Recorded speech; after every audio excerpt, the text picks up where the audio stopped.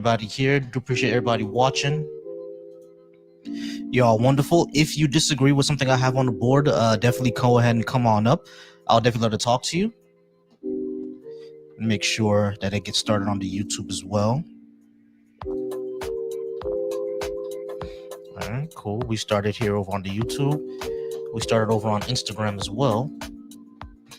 So we're going to go ahead and start the live everywhere. All right, y'all. So now we is live everywhere. We are on Instagram. We're on Twitch. We're on Facebook. And, of course, we're on all the YouTube channels. If you disagree with what I have on the board, go ahead and come on up. Or like to talk about something I have on the board, go ahead and come on up.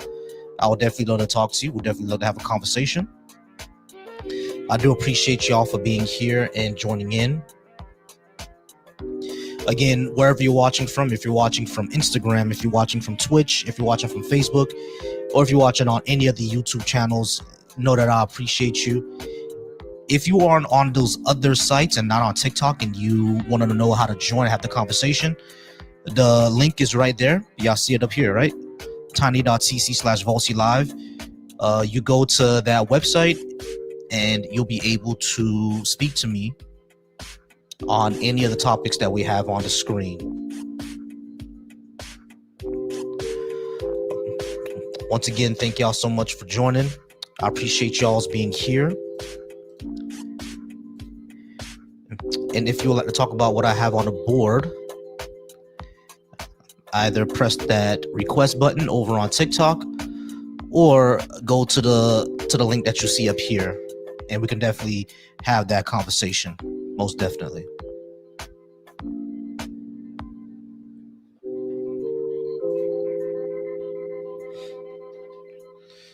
So we're just waiting for anyone to come up. And I think we do have a guest. Let me pause the music really quickly. All right. We got our first guest. Name is user 808. I'm not gonna call you user the entire time. What's the name I could call you? You could just call me Dave or David. That's my actual name. All right, cool, David. How's it going, David? Are you at least 18? And which number did you want to talk about? Well, yeah, I'm 18 and I'm doing well. And in regards to this, I guess we could do 2 and 3 because I'm sure they're kind of correlatory with one another. They do. All right. So number 2 and number 3. Yes, systemic racism is real. We see it in real estate. We see it in the criminal justice system. That's the most obvious one. We see it in the healthcare industry. That's not as obvious, but it's also one that we see it in. We see it in general societal attitudes about African American and Black people. So it's real. And number 3, I think leftist policies will be the ones to address those most likely. All right. And in regards to leftist policies, is that it? Is the only leftist policies that are good for or better for society are they only in reference to systemic racism, or is there anything more broad than that? It's more broad than that. It's for better for society in general. I think it carries better outcomes, not only outcomes, but increases opportunities and decreases things like stress and psychological issues as well. Okay. Well, I guess the one contention I have with the broader aspect, I would assume, and correct me if I'm wrong on the leftist policy aspect, the left tends to be a lot more anti-interventionist. Do you agree with that, or? Like intervening in other worldly events? Yeah, sure. We're less interventionist. Okay. Well, that I completely disagree with. I don't think that we should be anti-interventionist. I think we should be more interventionist, depending on the conflict or the situation. I think we should intervene in stuff that offers a benefit to us, such as the current Iran conflict, while scaling back on doing stuff like funding Ukraine, as that doesn't offer us any immediate or really long-term, material benefit. The only thing that I'd say we should intervene in is like if there's something like what we saw in World War III, then I wouldn't have a lot of beef. I'm sorry, I said World War III, World War II. If we saw something like that happening, then I wouldn't have a lot of beef in intervening, right? But what's happening now is that we do see something similar happening, and we're on the side of the people committing the atrocity, not the ones that are fighting against it. So when people say like we should intervene in things that benefit us, what we've seen is, especially with the United States history, which is one of the reasons why my parents even moved here, is that when America does intervene, it actually makes things worse. So if we're going to intervene, I don't have beef with humanitarian issues like a World War III, like what's going on in Gaza. I don't have any issue with intervening on the people who are being destroyed, right? I don't think anybody would. But if we're intervening because, oh, it's better for us to have a government who's going to sell us oil, I don't see any point in having a making destruction on life and liberty and property simply because we're going to get a benefit of some resources that should be going to the people that should be benefiting the people there anyway, not benefiting us mostly. Well, I would assume global hegemony is a must, especially out of the top three nations. Take the U.S., China, and Russia, obviously being the top three. We're all vying for power. It's obviously a global tug of war on who gets more powerful, and obviously in order for us to maintain global hegemony over the other two behind us, we would have to. Interventionism is practically a must. The main reason why stuff like the petrodollar is still afloat is due to global interventionism. A good example, when Gaddafi tried to move away from that in 2011, now whether we could argue on whether or not it was good, but when Gaddafi tried to move away from it in 2011, that would have harmed us on global standing. That's why he went bye-bye, let alone the fact that he did fund terrorism, let alone the fact that he had several UN resolutions against him, such as UN Resolution 1973, which showed that he wasn't really the nicest of people, even to the people in which he was meant to rule. Sure. So, he's not the nicest of people, but taking him out caused the slave trade. So what did we win? By slave trade, we mean what? There is a literal slave trade happening in Libya right now. Mm-hmm. And now, what is the evidence that the overthrowing of Gaddafi in 2011 led to that? Because obviously because it didn't happen while he was there.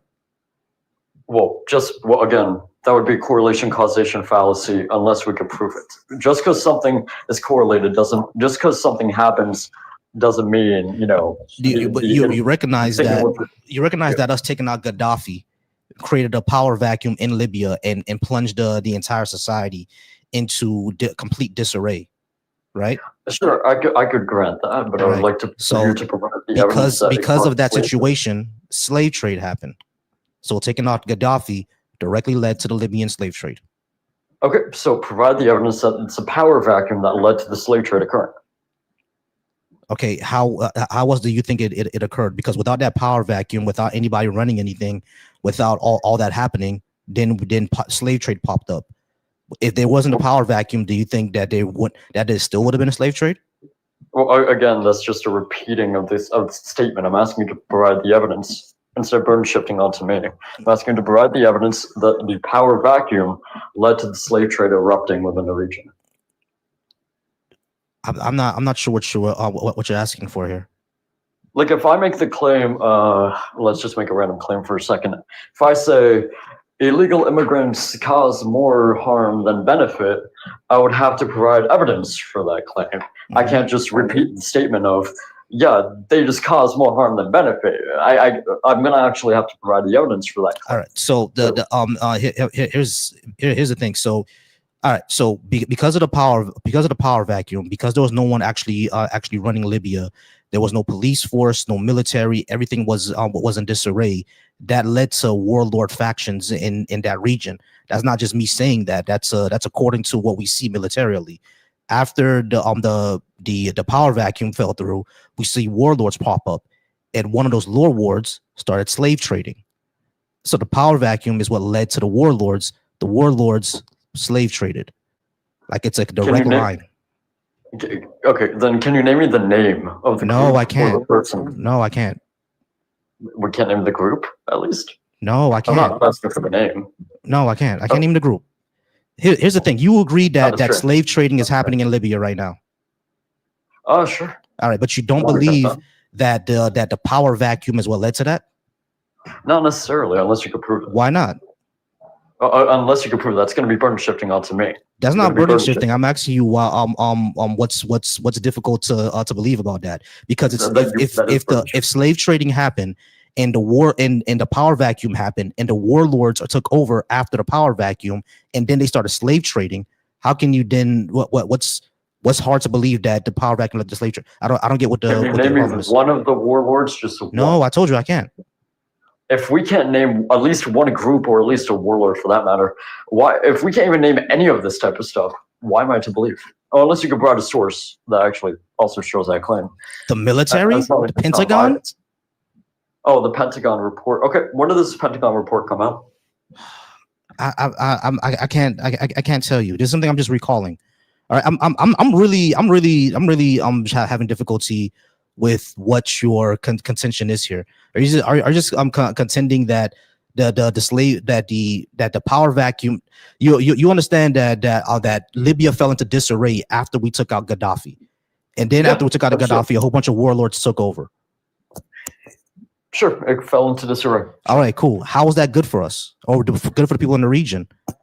Well, again, are we just going to implicitly concede to the fact that you couldn't prove that initial claim? No, I already proved the initial claim. I already proved the initial claim. You already agree with me that taking out Gaddafi led to the warlords taking over the Libya, and taking over the wars that took over in Libya started slave trading. It's a direct line. Again, prove that. Prove what? Prove that the warlords started slave trading? You already agreed that they're slave trading. Wait a second. Wait. Actually, no, that's not what I agreed with. What did I agree with? You agreed that taking out Gaddafi led to country Libya to disarray. Libya being in disarray led to the warlords taking over. Once the warlords took over, you even agreed that one of them started slave trading. So it's a direct line. Taking out Gaddafi was what led to the slave trading. Proof. Still waiting. You already agreed. That's again. I'll repeat to you what I agreed with. When you asked me, did it lead to disarray? I said yes. I did not agree or concede on anything else. I only agreed to that. Did it lead to the warlords taking over? You said a Pentagon report. I'm wondering. Did it lead to the warlords taking over? So you can't provide that Pentagon report that you mentioned earlier, right? No, I'm not. I can't provide the Pentagon report. Here's what I want to do. You mentioned a Pentagon report. You can't provide it. Kind of strange. No, I said this was all right. Give me a second. Would you mind give me a second? Because I don't want to get bogged down in rhetoric. The fact of the matter is, taking out Gaddafi, what did it benefit us? Again, okay. So a couple things. Well, that was your claim. You claimed that it benefited us. What did it benefit us? No, exactly. I'm responding. So two things. First, it's going to be one thing since you're pulling up the report regardless anyway. So number one, first of all, the slave trade and whatnot, the issue with quote unquote slavery and whatever, that has been a major issue within Northern Africa, especially in Libya for quite a bit now. Even before Gaddafi decided to lose his mind within the region. That's number one. Second of all, what benefit did it offer us? Yeah.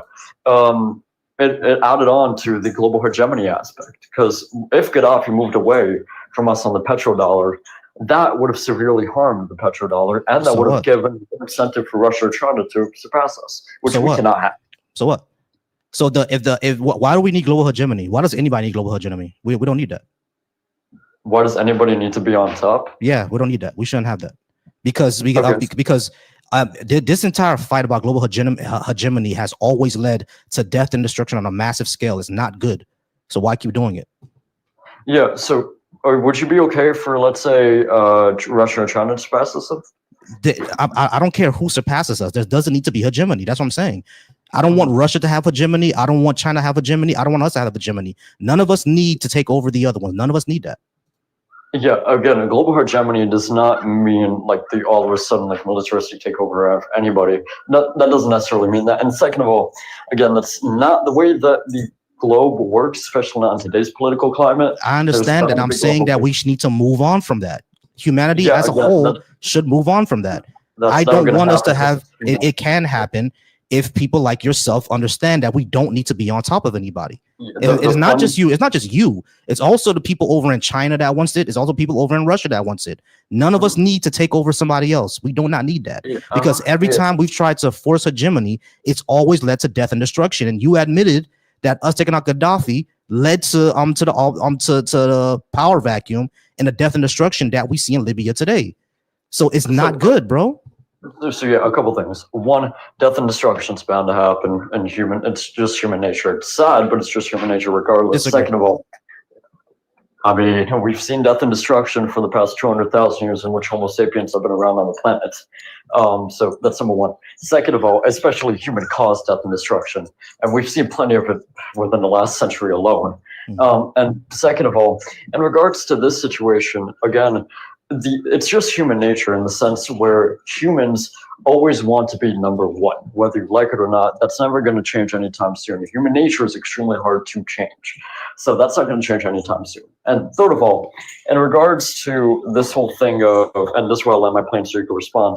In regards to this whole thing of, hey, we shouldn't have global hegemony and whatever. Yeah, that's when that's. I guess actually the statement I should posit is, if we're stating that we shouldn't have global hegemony because it causes too much death and destruction, so on and so forth. Well, what's the issue with what's like the implicit wrongness of having so much death and destruction if it leads to a greater good? It doesn't. We haven't seen it led to a greater good. The only thing you said that it led to is us having more control over resources. That's not for the greater good. And the second thing I would say is that I disagree that it's part of human nature. Human nature have shown we've had global right now we have a global civilizations, and we've been able to live with each other without conquering others, without enslaving others.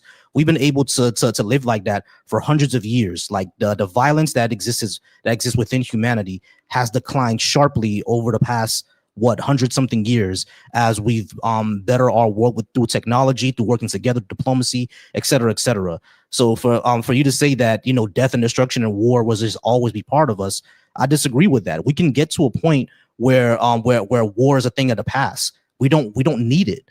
You know what I'm saying? So it's like I don't see where going into countries or into societies, taking over their resources, killing their leaders who only want the best for those people, is suddenly just leads to the best outcome because yay, America, we're on top now. That sounds ridiculous. I mean, Yeah, like the majority of the issues that exist in contemporary Africa right now are because of European colonialism. Like what is being served by millions of Africans, like dying from warlords, from poison, from AIDS, just because Europe wants more resources. That sounds crazy.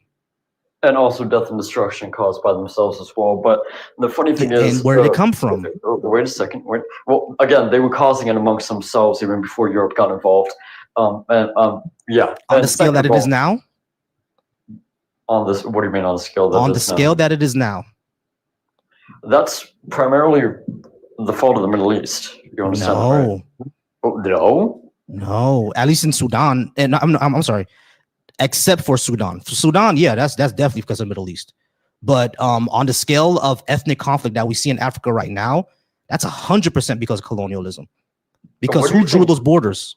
Wait a second. Where do you think groups like Boko Haram and ISIS and stuff like that all originate? Yeah, I don't believe in Islam either. I already said when it comes to the Sudan, yeah, that's definitely because of the Middle East. I agree with you there. But what I'm questioning is that most of the ethnic conflict that happens in Africa right now are due to those border issues. Who drew those borders? By ethnic conflict, you mean what? What do you mean by ethnic conflict? You understand that there's thousands of ethnicities over in Africa right now, right? You understand that, right? Again, that's why I'm trying to clarify terms here. What do you mean by ethnic conflict?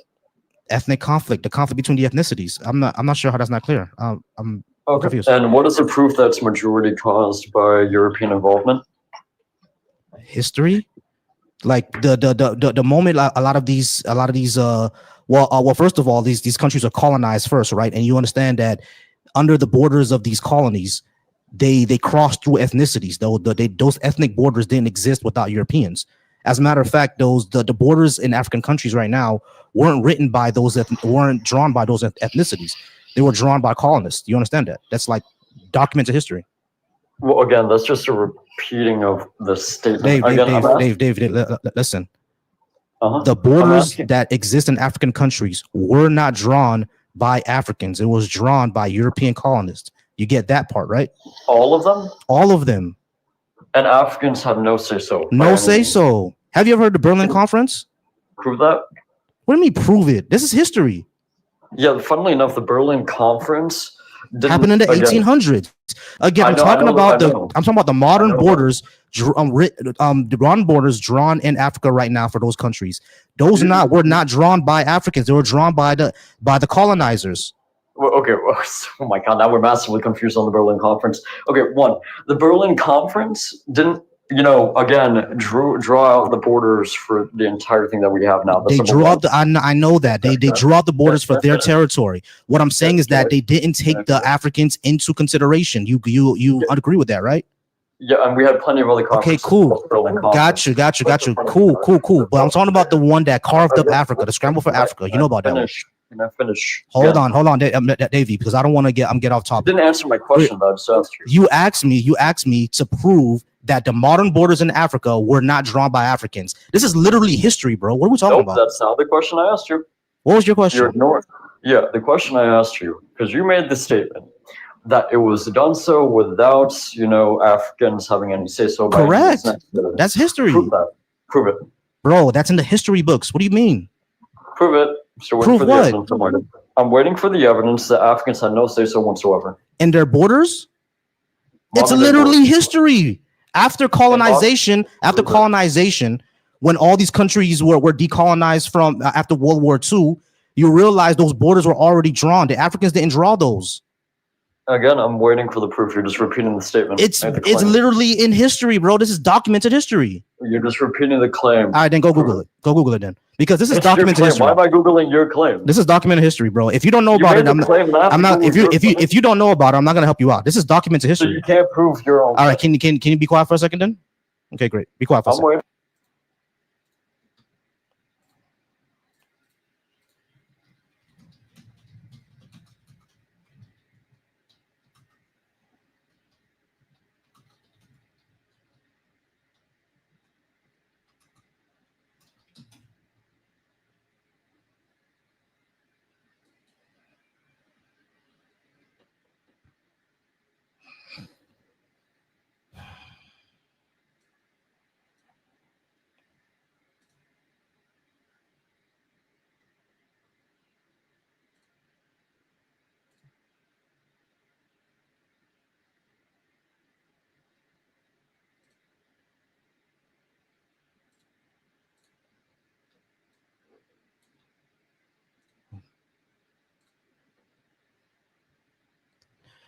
All right, so we're gonna do a very quick Google search, and then after that, we're gonna go into the sources. You ready?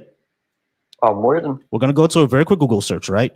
All right, so very quick Google search right there. No, the borders of Africa were almost exclusively drawn by European powers during the late 19th, 20th centuries to serve their own strategic, economic, and administrative interests. They were not drawn with the people living on the continent in mind.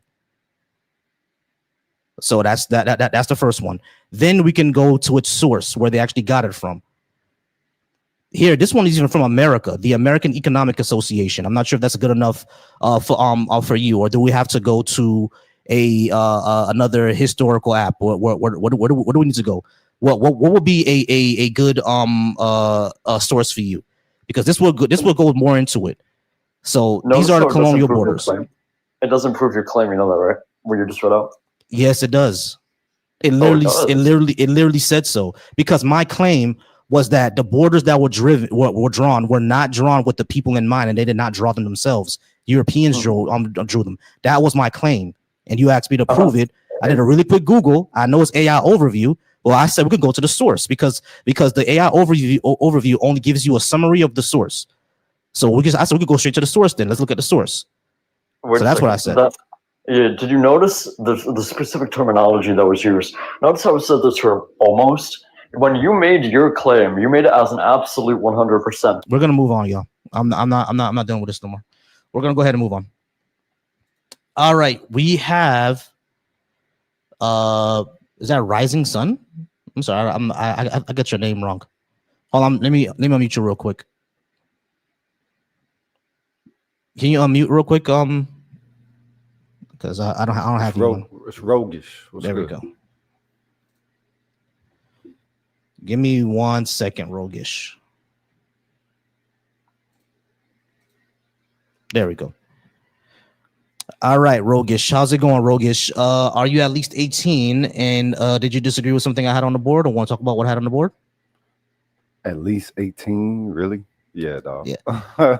Oh, you can't. You couldn't hear it. Okay, you couldn't hear the other chat. Give me a second. Let me stop this screen and put it right back up. Then you should be able to hear it if anyone else comes up. No, I couldn't hear the cat that you were speaking with. Yeah, he It was was weird. basically he was doubting that the borders in Africa weren't drawn by European powers. Even after we did like a really quick Google search to prove that it was, he still didn't believe it. And But but insaneness. but but I think that kind of proves the whole point. Like you were saying earlier, we don't need to war with other people and all this other stuff. The thing is, I don't know. It. At what point do you see as much of a pattern that you can notice, and then say that this is the culture of this particular group? At what point? Because it seems that there's a lot of we are the worldism, Mm-hmm. and what it is you trying to deliver, and it's like the world don't operate like that when it comes to uh, power differentials. Yeah, exactly. Yeah, it So definitely you does. got up here. You said woke is good. What do you mean by woke? Woke like what? I'm talking about the woke that we came up with. Awareness of social and racial injustice. Yeah, I mean that's what I'm talking about. Not the ones that that white conservatives came up with in recent years. You know, the DeSantis's and the Charlie Kirks. Not them. I'm talking about what we came up with. Right. Wait. You said it stood for what though? Racial injustice and what? Yeah. Recognition of racial injustice, racial and social injustice, Nah, particularly that's not what. involving us, black That's people. not what. That's not what woke mean. Well, all right. Well, what did it mean back in the 30s and 40s? They wasn't using the term woke in the 30s and 40s What were they using? like that. That came out around the 70s, mid to late 70s, I thought late the 60s. one of the original compositions you've heard of "Stay Woke" was happened in the 30s. That's when it was first put on record, at least, and on a song. I forgot what the song name was. That's as Okay. far Well, as what I heard. So it yeah, but was being used as you far back as then, if I'm not you mistaken. didn't hear as much as of a community sentiment though Oh, okay, until like around the 70s. eh, let's say it started late 70s, because that was when that type of ideology or perspective of having an awareness, what I'm saying, came up. But it was an awareness for us, not necessarily an awareness about racism or any of the potential systematic perils that was you know uh, being pushed onto black people, but just an element of our reality, period, our experience.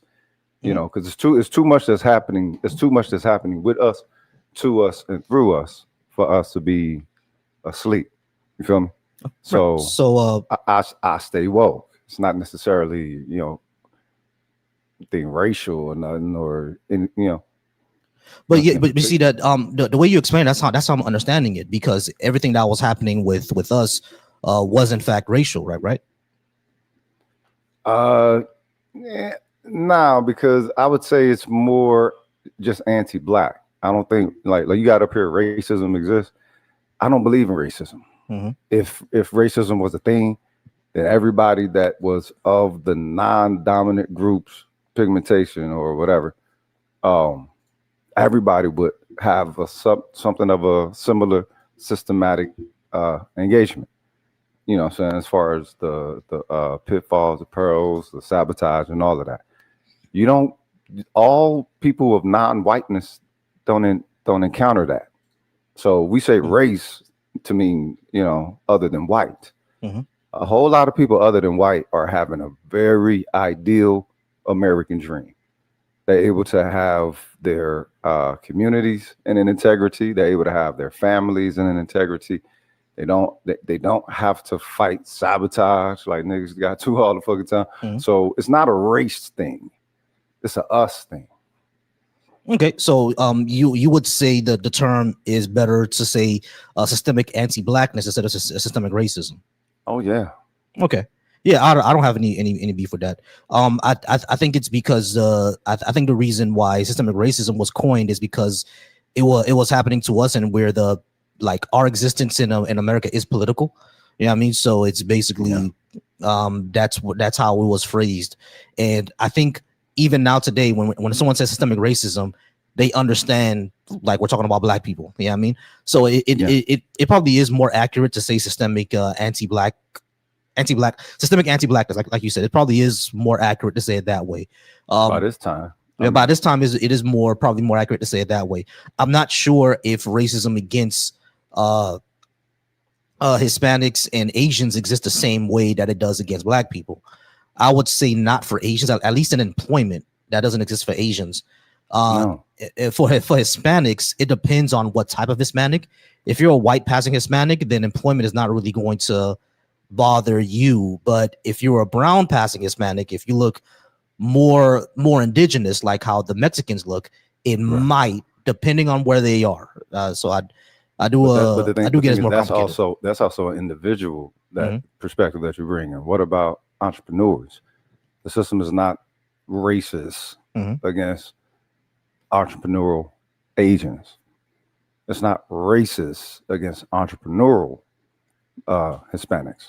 You can see them able to establish businesses very quickly, maintain them. Just like right now, I'm in Dallas, right? And I'm in North Dallas, and it's a whole lot of those Mexicans out here that I guess they're legal or whatever, but they'll post up at a car part store, be out there right in the parking lot. You know what I'm saying? Oil spots all over the place. The city see them doing that, knowing that shit's illegal, right? But then they'll stop niggas from doing the barbecue. Yeah. You know what I mean? Just posting up, you know what I'm saying? You making plates and all that. These motherfuckers got whole body shops and shit or whatever right out here in the back of somebody else's, you know what I'm saying, business or whatever. Out in the open, and it's supposed to be illegal, right? No, this, not just this state, but this nation tends is like what Ice Cube presented, the contract with Black America. It's like everybody else got a contract with America in some form or fashion, and it's like we can't have that contract. We can't establish that contract. Most black people, some go along to get along type motherfuckers, but America got an issue with our thriving. America got an issue with our being able to achieve that dream. White America, particularly. Yeah, I agree with that. I agree with that. That basically how that was set up. The country needs a permanent underclass, right? And they just chose black people to be that underclass, essentially. You know what I mean? So, and people who are more closer to white passing, they just leave them alone. They're not part of the underclass. I noticed that once, of course, when I lived in Texas for a few years. When you look at the social statistics, you see that the lighter a person is, the more chances that they're going to get. It's basically if you're closer to white, you're going to get more passes, just like how you were saying. Can you give me 1 second, Rogish? Give me one moment. Do your thing, bro. Hey, for the person over on the Black Atheist Coalition, I think the name is Jay. Hey, Jay. Again, you keep writing in the comments. I've already given you the link to join. Like as you see. There's someone right here on the live that joined in through the link, so you can join as well. Like I'm not sure what your problem is or why you just keep complaining in the comments. You can easily just join in. If you're watching me over on the Deconstruction Junction, once again, I appreciate you. Go ahead and click on that link if you disagree with anything I have to say. I do see a couple of comments over on the Deconstruction Junction. Once again, guys, you're asking me questions, but I don't see them. Like, just join in with the chat. Then I'll go ahead and be able to talk to you. especially Jaza over there saying I don't have a working brain. I can easily prove to you systemic racism. If you're watching me over on Volsi Thoughts, once again, I appreciate you. Go ahead and keep liking the live. Keep sharing it as well. I see the comments, but y'all, again, I'm not reading the comments all the time. Just come in and then we can have that discussion, please. I'm not sure what you're talking about, Frederick. Frederick over on here on the TikTok. You can also join in. Once again, guys, like y'all keep making comments, responding to what I'm saying, but I'm not seeing your comments. You're gonna have to go ahead and come on up and actually have the discussion with me if you would like to have to. All right, bro, Rogish. Rogish, I do appreciate you. I don't think there's a lot that we'll disagree with. Probably just come at it through different angles. You mind if I go ahead and let you down for now and well, I had a question about your leftist policies idea. Sure. Why would leftist policies be better for society? Yeah, I think they increase production, decrease our stress, and just increase our human well-being. Like things like single payer healthcare, guaranteed housing, universal education, etc. Those things, right? Okay. I think those are the baseline of what the government should do, and everything else we can do through self-determination. Usually, when I'm on the left, right, like I know it's not trusted by a lot of Black people because of what this government has done to us. I'm not asking the government to take care of us. I'm saying that these are the baseline that they should do for all of society, and then we determine our own social path, if that makes sense. Like, let me give an example. Like, let's say I would like for like universal pre-K to happen, right? If we have universal pre-K, that doesn't mean that a government agent is going to be running the pre-K in our area. That means, yeah, it's funded for everybody, but we're running our own pre-K centers. We're educating our kids the way that we want to educate them. Bro, we've been doing that, and there was also those who was leftists in policy that also went against that. Again, it's that would go against the anti-Blackness that they got. That's why this whole left right. I don't understand where y'all see the difference in either party when it comes to their interaction with us as some a constituency. When you say it's never, party, it's never the whole leftist and rightist. Well, when you say, I'm sorry. When you say party, do you mean like Democrats and Republicans? Because I don't rock with them. I'm talking whatever white person is presenting something that's supposed to be better for Black people. They never enact it. The leftist policies is bullshit. The rightist policies are bullshit. Neither one of them wants to see a higher qualitative Black community. Neither one of them. No, I agree with you in some ways, right? Because over on the left, white leftists have an issue of white supremacy as well, where our issues are seen as football. Like they can talk about all the stats and rally around Black Lives Matter and all that other good stuff, but it's more like football to them. They don't really actually care about it. You know what I mean? So I agree with you there. I'm not saying that's wrong. So the thing is, where does the quality come from? How is it that this is a question my brother Thorough asked back in the day. Doesn't the messenger, it's not just the message, doesn't the messenger actually means a little bit more as well? Because it's the same messages from either side, right? I've been watching this shit for 40 fucking years. It don't matter what side they say they represent. They always have a marginalizing intention for the Black community, an exploitative intention toward Black culture. So it don't, left or right. I don't get it. Like what's your measurement behind this? Because it's throwing me that Black people still trust and fuck with the whole left and right thing with Donald Trump and that motherfucker with his nuts out. Like they didn't overturn some shit that the civil rights people fought for with nonviolence, right? So it's like, all right, all of that people fought for with nonviolence. People believe in the political system. You trust in this shit, and it looks past us as if we don't even exist, benign neglect and all that. How do you still trust in any of these policies that they're presenting? How do you think that what else can they present to you to believe that your participation with them is going to yield a different of a turn. I don't get it. I mean, the current Democrats, they, in my opinion, they need to move much farther to the left than they were where they are now, because I believe they should be talking about the stuff that I'm talking about. You know what I mean? Like prison abolition, policing, healthcare, all that, right? The thing is, like, I get not trusting this current political system, because this current system. Current? Yeah. You trusted the one before it? No, I mean, the one before it is the one now. It's still the same one. That's what I mean. Like, what we have now, I get not trusting it. We just live in it, and we have to find a way to navigate. You see what I'm saying? So, like, that the reality of our situation is that we have to navigate the system that we have now. I'm not saying that to throw in all your trust behind white people saying that they're gonna help the black people out. That's not what I'm saying. I'm saying within our system now, because we have to navigate it, us as black people need to find some way to not only shore up our defenses, but show up electorally for our voices to be heard. You see what I'm saying? Because it's really the only way. It's really only, especially with your. I would say electorally. I mean, electorally doesn't necessarily mean nationally, right? It doesn't necessarily mean that. I mean, like in your local area, like, brother, you do things in your local area as well, right? Like, you help out, so you give back to your community locally. I've done that. I've done all the community service and all of that. Yeah, exactly. Same way. What you need to understand is this is the issue. Black people don't want it from black people. Black people want it from this old hoe ass hating nigga nation.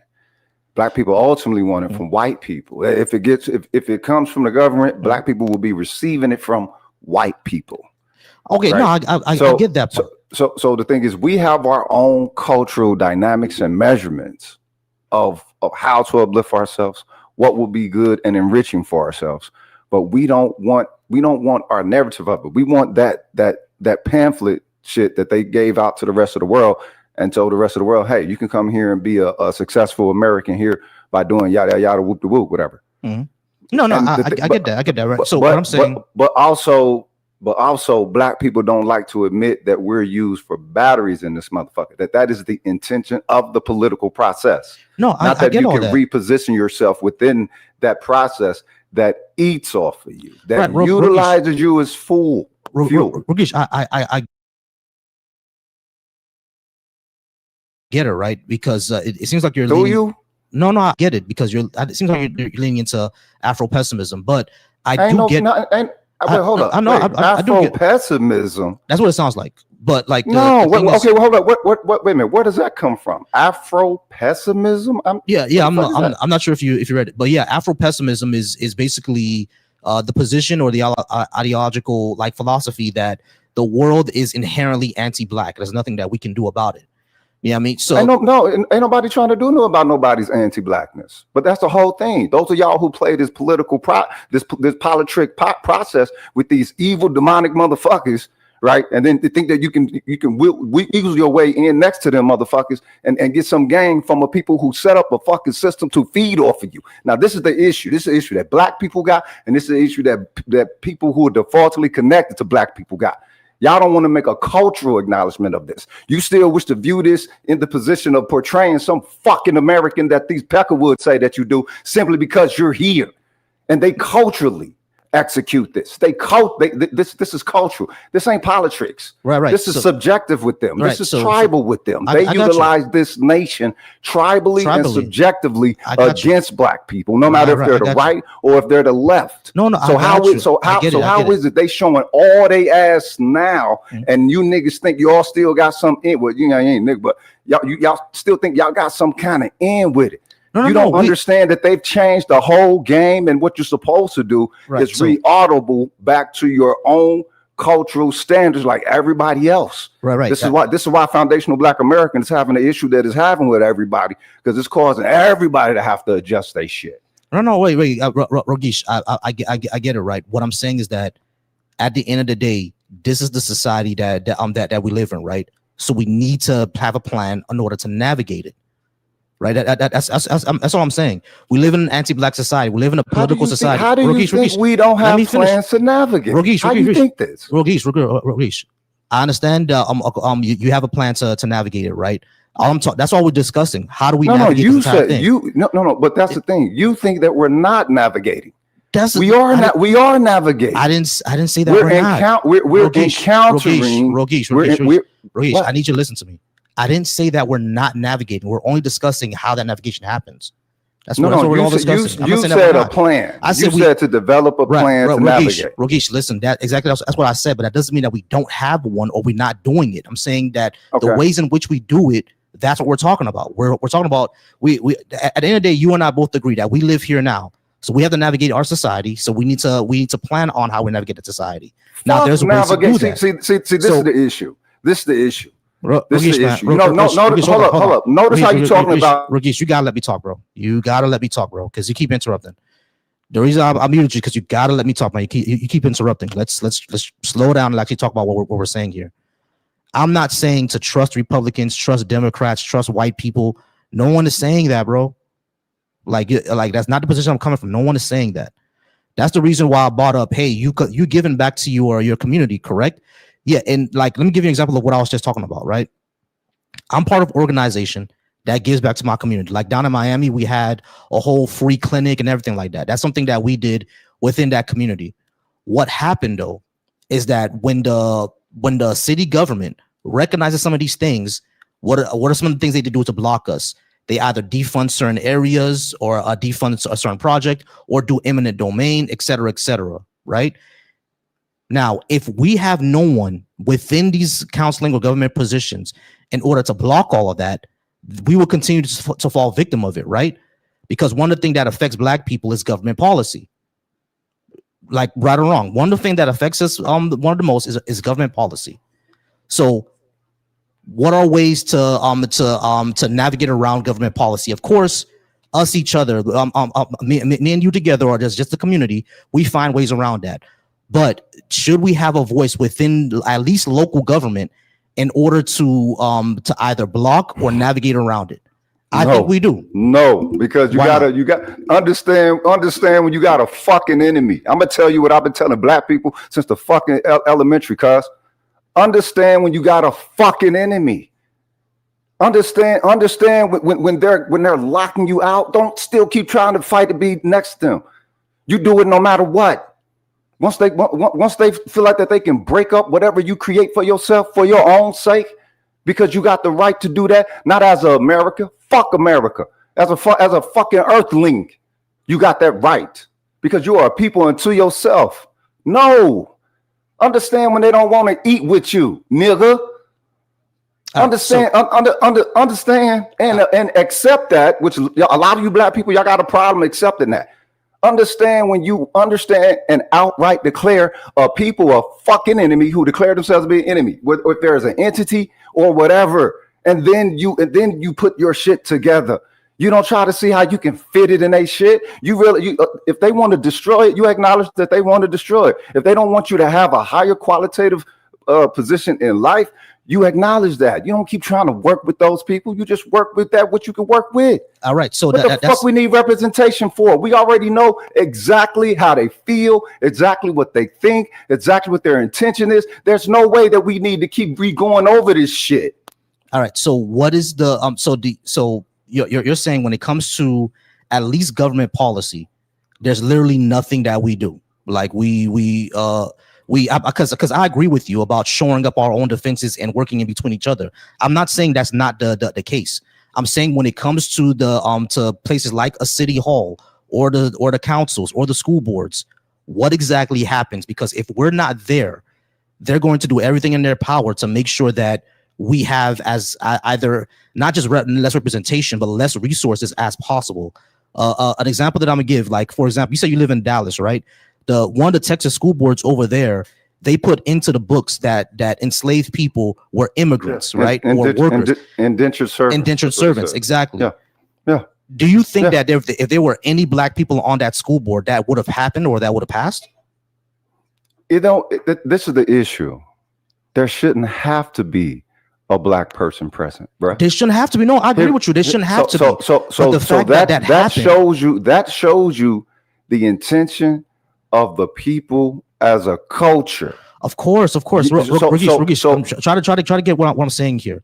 I did. You asked me a question, I was answering. What's the problem? What I'm saying is that if there were any black people on that board, do you think that would have happened? Especially if they were like us. Hell yeah. Yeah, it still would have fucking happened. What the fuck make you think that black people are so loyal to being black when we ain't even established a cultural definition of what it means to be black? We're doing that now, or what it's supposed to mean to belong to being black. You damn skippy, that shit still would have passed. If there was some black people on there, but no, you disagree because you want an ideal narrative. You want to put this ideal narrative out there that, well, if we just got representation, then that's all that we need. And you know what I'm saying?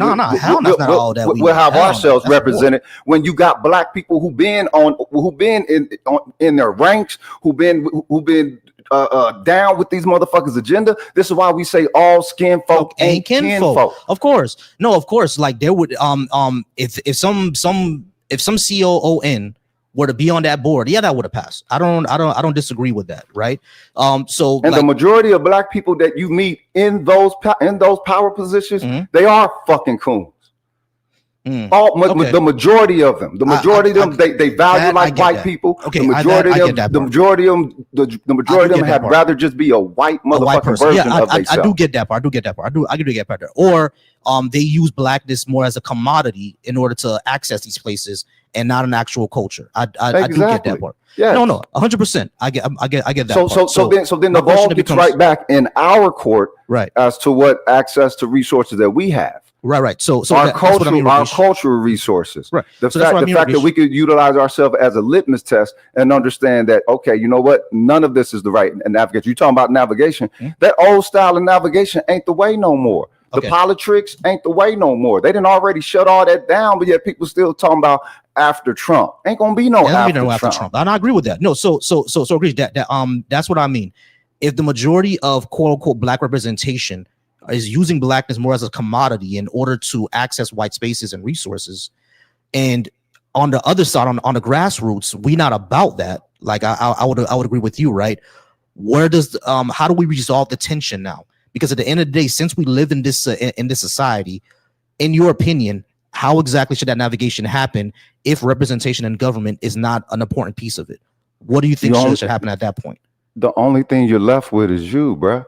No, I agree with us having interpersonal short. I call it short 3 words. I said 3 words because you let me finish. Oh no, my bad. Because no, I'll say I mostly agree with you on shoring up our defenses and being together, making our own networks, etc., etc. That's the only thing we got left, and then defend it when they come to motherfucking compete against or contend against it. Okay. Acknowledge that you have enemies here. Not that this group might think differently of us. No, black people just no different than when we were children and you read in the history books and you can identify who an enemy was of another people, right? Of something that happened in their culture. We have that. So let me ask you something, Volsi. Sure. If we were to declare our fucking enemies, who would you say is black people enemy in this motherfucker? How long you been in America? Who would you say done had a somewhat more black metric of measurement of respectable in pocketness to us? Wait, I'm sorry, I must have missed your question. You said first question you asked was who is our enemy? If black people got an enemy, because niggas got a whole problem acknowledging that. Oh, white supremacists. Who would no see, there you go. Right there. White supremacists, right? You said white supremacists. No, whiteness, because that's a power dynamic. It don't matter if they're supremacists, it don't matter if they're extreme or whatever, because the extreme ones they're just because whiteness is a power dynamic. Okay, I get that part. A lot of people try to receive it in that racial shit. Nah. You're talking about whiteness. Whiteness, the concept of whiteness. No, I do get it. I do. Okay, now ask yourself, when it comes to those who embody that, it ain't just the supremacists. It ain't just white people. There you go. It's black people too. It's black people. It's motherfucking Mexicans. It's Arabs. It's everybody here in America, cuz. No, I got you. No, I agree with that, Rogish. Our enemy is that concept of whiteness. We colloquially call it white supremacy, but I get your language. That Yeah. concept of whiteness, that's the enemy, and I think that's the enemy of black people. I think that's the enemy of even a lot of white people. White people, yes. That's the enemy of white people too. Yes. That Yep. concept of whiteness is the enemy of them too. You know what I mean? Yep.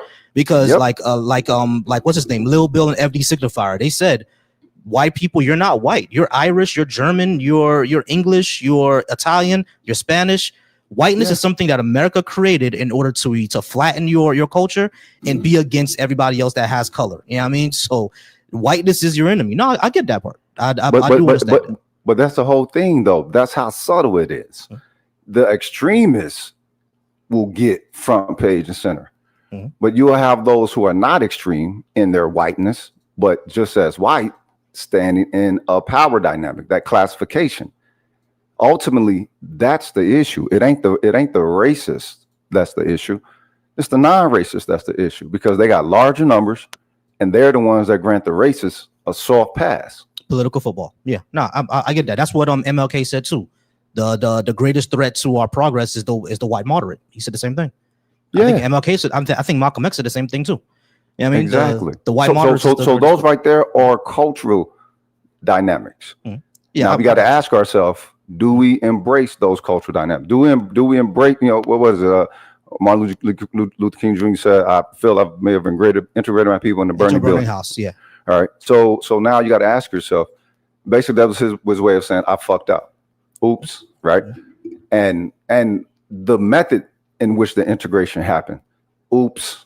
You know what I'm saying? Nonviolence and we are the world and love. Gotcha. They just overturned something that shows that black people, it's time to be violent or have violent responses. I ain't saying to go after nobody, but if somebody come at you with the bullshit, no more nonviolence. You know it don't work no more. You know that it doesn't get you the lasting fucking result that you desire if we're going to be, you know what I'm saying, one and with these motherfuckers.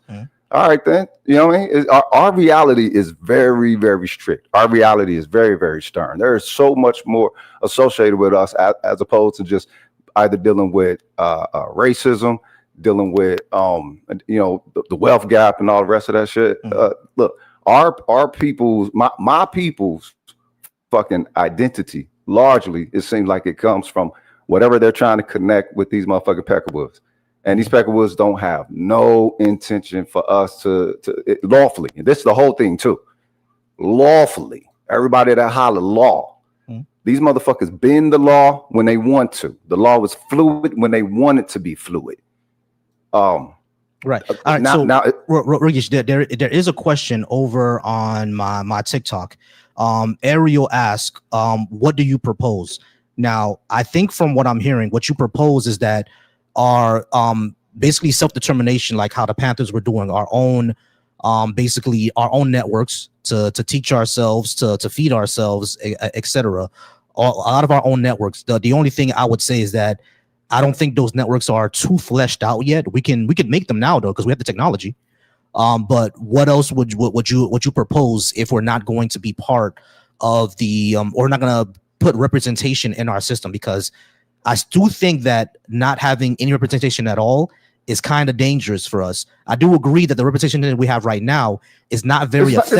It's not effective. So what's the use of representation if it's not effective? I got you, Rogish. I think you should, or someone like you should be in our representation, honestly. But right now, I agree with you that it's not effective. But I want you to answer the question that she had. What do you propose? What do you think is the best path forward? Go ahead. I don't want that's the start. The latter part of what you said, to reestablish our roots, and we're kind of doing that now. It's there's an honesty. There's an honesty that I haven't seen in my people for a long time with this foundational Black American perspective. It's akin to that what you saw within the Black Power sector and Pan-Africanism. So the whole thing is, no matter what the fuck we call ourselves, no matter whatever, the fact is that we take that honest look and when we give that measurement from our own cultural standard of measuring what's supposed to be what for us. not taking it from this old hoe ass hating nigga system. So first and foremost, you acknowledge reality, just like Matrix. You acknowledge reality for what it is, accept reality for what it is, and make note of what actually fucking is. If representation is already present and it's been present however long it's been, what is the measurement of us noting if there is an efficacy within that representation? And in that representation, you always see a laxing. You always see a fighting. The fact that, again, all of this is supposed to be lawful. You're already following all the fucking laws. Y'all go through the education. Y'all do everything that they tell you to do of how you're supposed to make it to navigate like every other so-called fucking we American, right? All right. So this it don't work. It don't work like that no more, cuz. No, I got you, bro. I got you, Z. So here's what I would say, right?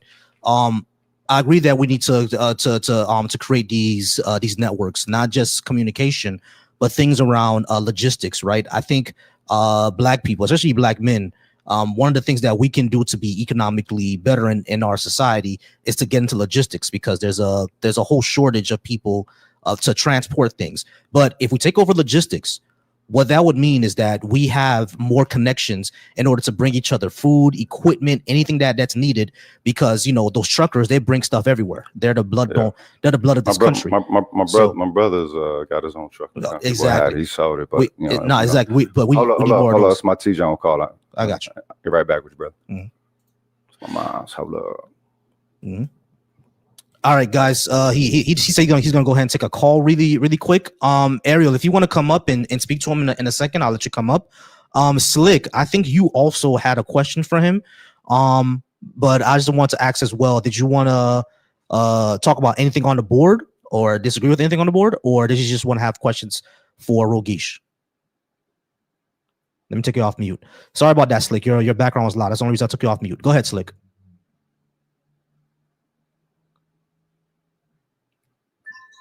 I don't know if you can hear me. I can hear you now. Go ahead. I agree with everything on the board. Yeah, you just had a few questions for Rogeesh. Yeah, I mean, he seems to be just wanting to talk about segregation and violence. I mean, I don't know what the answer is, but I'm certainly an ally. I think what we're living through right now is crazy. And I don't know that those are the answers. I think that we have to, like you were saying earlier, work within the system.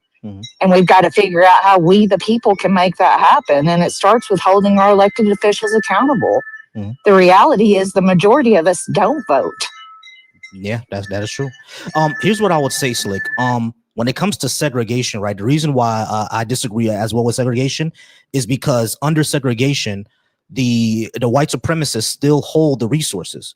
You know what I mean? Now, does there need to be a degree of separation? Now, I don't have any beef with individual white people, right? No beef at all. But I do think there needs to be My question would be, how do you separate, though? And I'm going to say this as a white lady from the South. I'm very disturbed by everything that's happening, and it's very hard to be where I am. But I also have a lot of connections to the Black community, and it's heartbreaking. But at the same time, when you discuss these things, how does that work for biracial children who are Black presenting, for the Hispanic community that is currently under attack? Yeah, I got you. We've got to stand together as a country. No, I get you, right, because I do think that the liberation of all oppressed people is something that we should all strive for. I don't disagree with that. When I say separation, I don't mean that in a Black neighborhood there's going to be a no whites allowed sign or something like that. No, I don't. That's crazy. That's never been the case. Right. I don't think that should be the case. What I mean by the degrees of separation, I just mean that there should be number one. I think there should be, number one, federal mandatory representation for Black people and Black interests. Right now, we don't have that, and that's going to be hard to do in our society. I think that needs to happen. I think there needs to be pointed Well, I'll just wrap it up and say one word: reparations. Yeah, I mean, but African Americans should definitely get reparations. If there's reparations, that's 100% going to undo the intention of the sabotage. So you can't have that shit two ways. We're diametrically opposed, cuz. All right, and that's one thing that a lot of people don't want to acknowledge when it comes to us over here. We are diametrically opposed to white people and motherfucking America. And how long do we have to see the fucking pattern unto ourselves before we declare that from our own cultural dynamic? Fuck friends. But that's not the reality of where we live, sir. That's done. What do you mean that's not the reality? Based off of your measurement? Tell me about your black life that you live and how you've measured it. Just based off of the fact that we all live together and we are all Americans and we all have been Americans for hundreds of years. Stop it. Y'all try to sell everybody that pamphlet. But you understand, and you want people to believe in your dream. And you don't even respect their fucking history. As a culture, you don't respect the history, and as a culture, you don't respect the sabotage that the people got to fight trying to be a part of your dream. Pause me real quick. All right, Slick, you do understand that even though on paper we're all American, when it comes to people like myself, when it comes to people like Rogeesh, when it comes to people like Ariel in the comments, we've never been considered proper Americans. Like, 100% agree with that, and 100% think that we have to fix that, and we have an opportunity now. I mean, it's a terrible opportunity. It's terrible that we are where we are, but we do have an opportunity to rebuild our country, to reach for those aspirations that we've all had. And I think where Rogeesh is coming from is that the concept of America itself was always meant to be against black people. Is that where you're coming from, Rogeesh? Of course. Well, I mean, look, this is the thing, man. I came here ignorant of all of this, right? Just saying, ignorant. I'm from North Tulsa, though. North Tulsa got a hell of a history on it. I'm close to you. It's not a good first impression. So to be ignorant and thrust into the understanding through that, all you have to do is see if you still see any of that intention unto the group still present. Not if they're doing it like that, but do you still see any of that intention to cause somewhat of that element of harm, displacement? We see it every day. Yeah. Okay. Yeah, of course. So now I declared that, you know what, this place must be feeding off of us still then. Even though we ain't slaves, they done found a way, you know what, we just got to keep them broken up, whatever, because we can still gain more from them from having some this united family or culture. So I figured that's what it would have been in slavery. 100 years later, and I was born. All right then, or 150, 120 just years later. As long as I can join. And then it was like, I don't want to be a part of this. Wait, hold up. 100 years later, and you see that same intention. This was before crack. Then they put crack in your shit. Everybody hollering the government. Oh, it's this government then. All right, it's this government again. All right, then the same government that we pledge a fucking allegiance to every day. That same one, cuz? Yes. Okay. At what point do you think we supposed to believe in this? We watch these motherfuckers be able to be demonic to us through this government and through their culture. We still supposed to think we're supposed to gain some type of positioning with them. I agree with you 100%. I understand that, Rogeesh. So basically, let's forget all about getting. So your position is that let's not worry anything about getting any representation in governments, whether it comes from the federal or even the local. Let's just work together to survive within the system and defend ourselves against the enemies that are going to come at us because we're surviving outside of their political system. I'm saying do not see that as a primary avenue. And so many black people utilize that as a primary avenue. I ain't saying you can't utilize it as some form of a tool, but motherfuckers identify through their parties. They identify through their connections and representation, or become mascots unto this motherfucker. Again, if a government is able to do some motherfucking warfare, chemical warfare against its own fucking citizens and experiments and all this shit, what kind of government is that? It ain't my government. That's why I said since the age of a kid, the same way that in our neighborhood we tell you fuck you and your mama when we knew it was on. Yeah, because culturally that was a fight. I think I said fuck America and its mama and its deity in the fucking third grade, realizing that they the one that intentionally still was disrupting our shit. Gotcha. And my people ain't the kind of people that want revenge when they should be. Mm-hmm. My people ain't the kind of people that want some get back when they should be. When they should be. Okay, I got you. So Rageesh, I think we're on the same wavelength here, because I agree with you that shouldn't be the primary. We should be we should be more talking with each other. And I do these because like the secondary way is, yeah, we may need government representation, and this is what the government should be doing for all of its citizens, right? But primarily, we should be worried about each other and what we do together. I agree with that. I don't disagree with you at all. Yeah, but we can do that and culturally still view this motherfucker as enemious to us, if not adversarial. Adversarial to us. Yeah, no, I don't disagree. I don't think the United States government and its current form right now has how it's been for the past 200 years is pro-black in any sense. Even when Obama was president. Ariel, how's it going, Ariel? I appreciate you. I think Rogesh said he's going to be right back real quick. But what did you have to say? And I guess you can repeat it whenever he gets back. Go ahead. Yeah, no, he kind of cleared it up a little bit just now. I wasn't here when he first came up. So I kind of was having the same question as you. I was just trying to figure out what his summary was. Like, what are you saying, to have our own system and defend it with violence, when and if they come and try to take it like they have before, obviously. But yeah, I was just trying to get like a brief summary of what exactly he was proposing, because if we're still going to be here, we can separate all we want to, but like you said, then the control is still in their pockets. They still have the access to everything that we would need, and then that's exactly what's going to happen. We're going to end up having to resort to violence, which I don't disagree with, because that's usually how they come.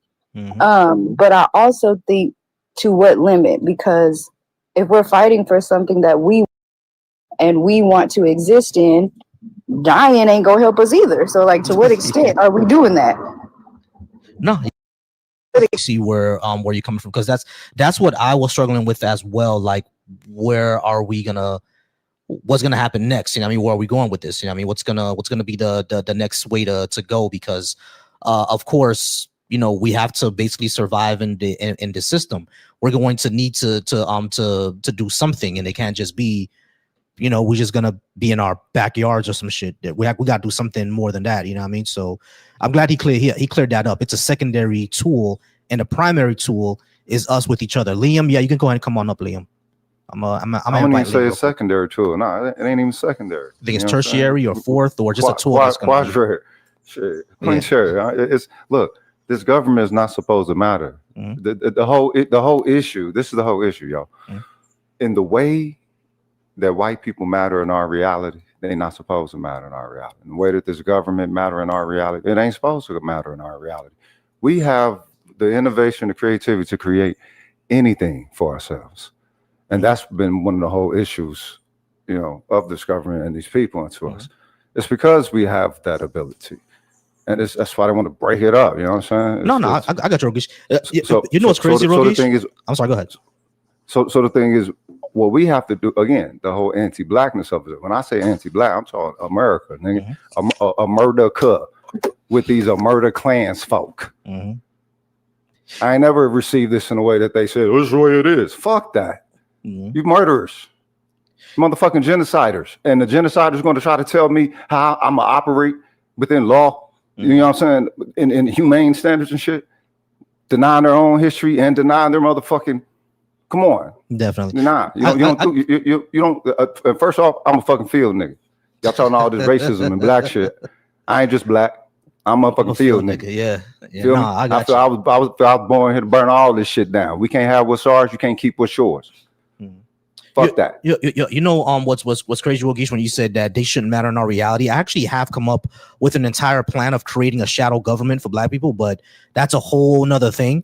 Not bad. Yeah, if you look at my I wish we could talk more. Probably we'll talk more on Discord. But like I have a whole doc. I gotta go find it. But I have a whole document on how black people can have our own government while existing in the system. But that probably gonna get me put on a few lists. I ain't gonna lie. But hey, Rogesh, I do have another guest, but I do appreciate you always. Definitely come back, because there is going to be a time where we talk more about Black issues. You brought up foundational Black American before. Now I'm Haitian, right? And this entire thing of the beef between Black Americans, continental Africans, and Caribbean people, it's not a beef. Me is ridiculous. I know you don't have any beef. I'm talking about like what we see online of them going back and forth, cussing each other out, making slurs to each other. That's a response. That's not a beef. That's a response. Those of the diaspora, they spoke up at a time when the bulk of Black people doing that analysis was already ignorant of their identity. They'd never taken a look. So it was like doing a shadow class of surgery, shadow work surgery or something in the open. Nobody from the diaspora should have said nothing to those Black people that was taking that look at themselves, that they never took that look. And then the whole world show up and tell us, fuck you. In our motherfucking dialect, cuz. No, you see, niggas supposed to take that. You see, analyzing Blackness in the American sphere, right? I don't think that was ever the issue. The first time I ran into FBA, it was just someone calling me the enemy or a tether or et cetera, simply because I'm Haitian. You know what I mean? Like that part right there, like those bad actors. Unfortunately, they became. I think what happened, right? I've always said this is my Liam. Let me get you in a second. I've always said this is my theory. What happened is that people see different sides of the algorithm, because the side of the algorithm that I was seeing was exactly what I explained. But for other folks who are going into the FBA conversation, they were seeing exactly what you're saying, right? So now, because we have two different sides of the algorithm, we're all now arguing with each other our reality. I'm talking before the algorithm, bro. I'm talking before the algorithm, when FBA was really new, and I thought it was a hater group because I figured it went against ADOS. And I was like, all right, I ain't down with no fight for reparation at all. I don't think Peckerwood's going to ever do it. You know, we create our own reparation, whatever. If they give the loot, they give the loot. It is what it is. But all right, yeah, I don't down Black people who go about it. But the whole thing was they took that lineage look. And Black people had never really taken a lineage look like that as en masse. And that was the moment when it happened. And then, you know, have people telling you, all right, you ain't got no culture. Y'all ain't from where you say you're from. It's like, wait a minute, y'all know who y'all telling this to? Y'all telling us the people who was completely ignorant at first. And now they got to see you fighting them, taking this look. It's like, it's no different from dealing with these Peckerwoods. You know what I'm saying? These motherfuckers hate us taking a look at ourselves and seeing, you know what I'm saying, something great, establishing that. Of course. You know? No, I do agree with that, right? Like, in me, the way that I grew up, I always thought African Americans had their own unique culture anyway. So when I first saw, like, when people said that to me, right, I was like, that was already the case, wasn't it? Like, I was kind of confused at first. I was like, that's already a case. Y'all were already, like, had your own, like, culture and greatness and everything like that, and I thought y'all knew it already. So that's where I when I first heard about it, that's why I was confused. I'm like, don't y'all already have that? You know what I mean? So Black like, people try to be Black for America. They don't try to be Black for themselves. I got you. Hey, but I do gotta go ahead and talk to I'm a mad shot though. Yeah. I appreciate the sharpening, and y'all be well. Yeah, you too. Appreciate you. Ooh, what's a slur for TikTok purposes? Pecker, WOOD. Oh, I didn't realize. My bad. Sorry about that. About that, guys. I know people get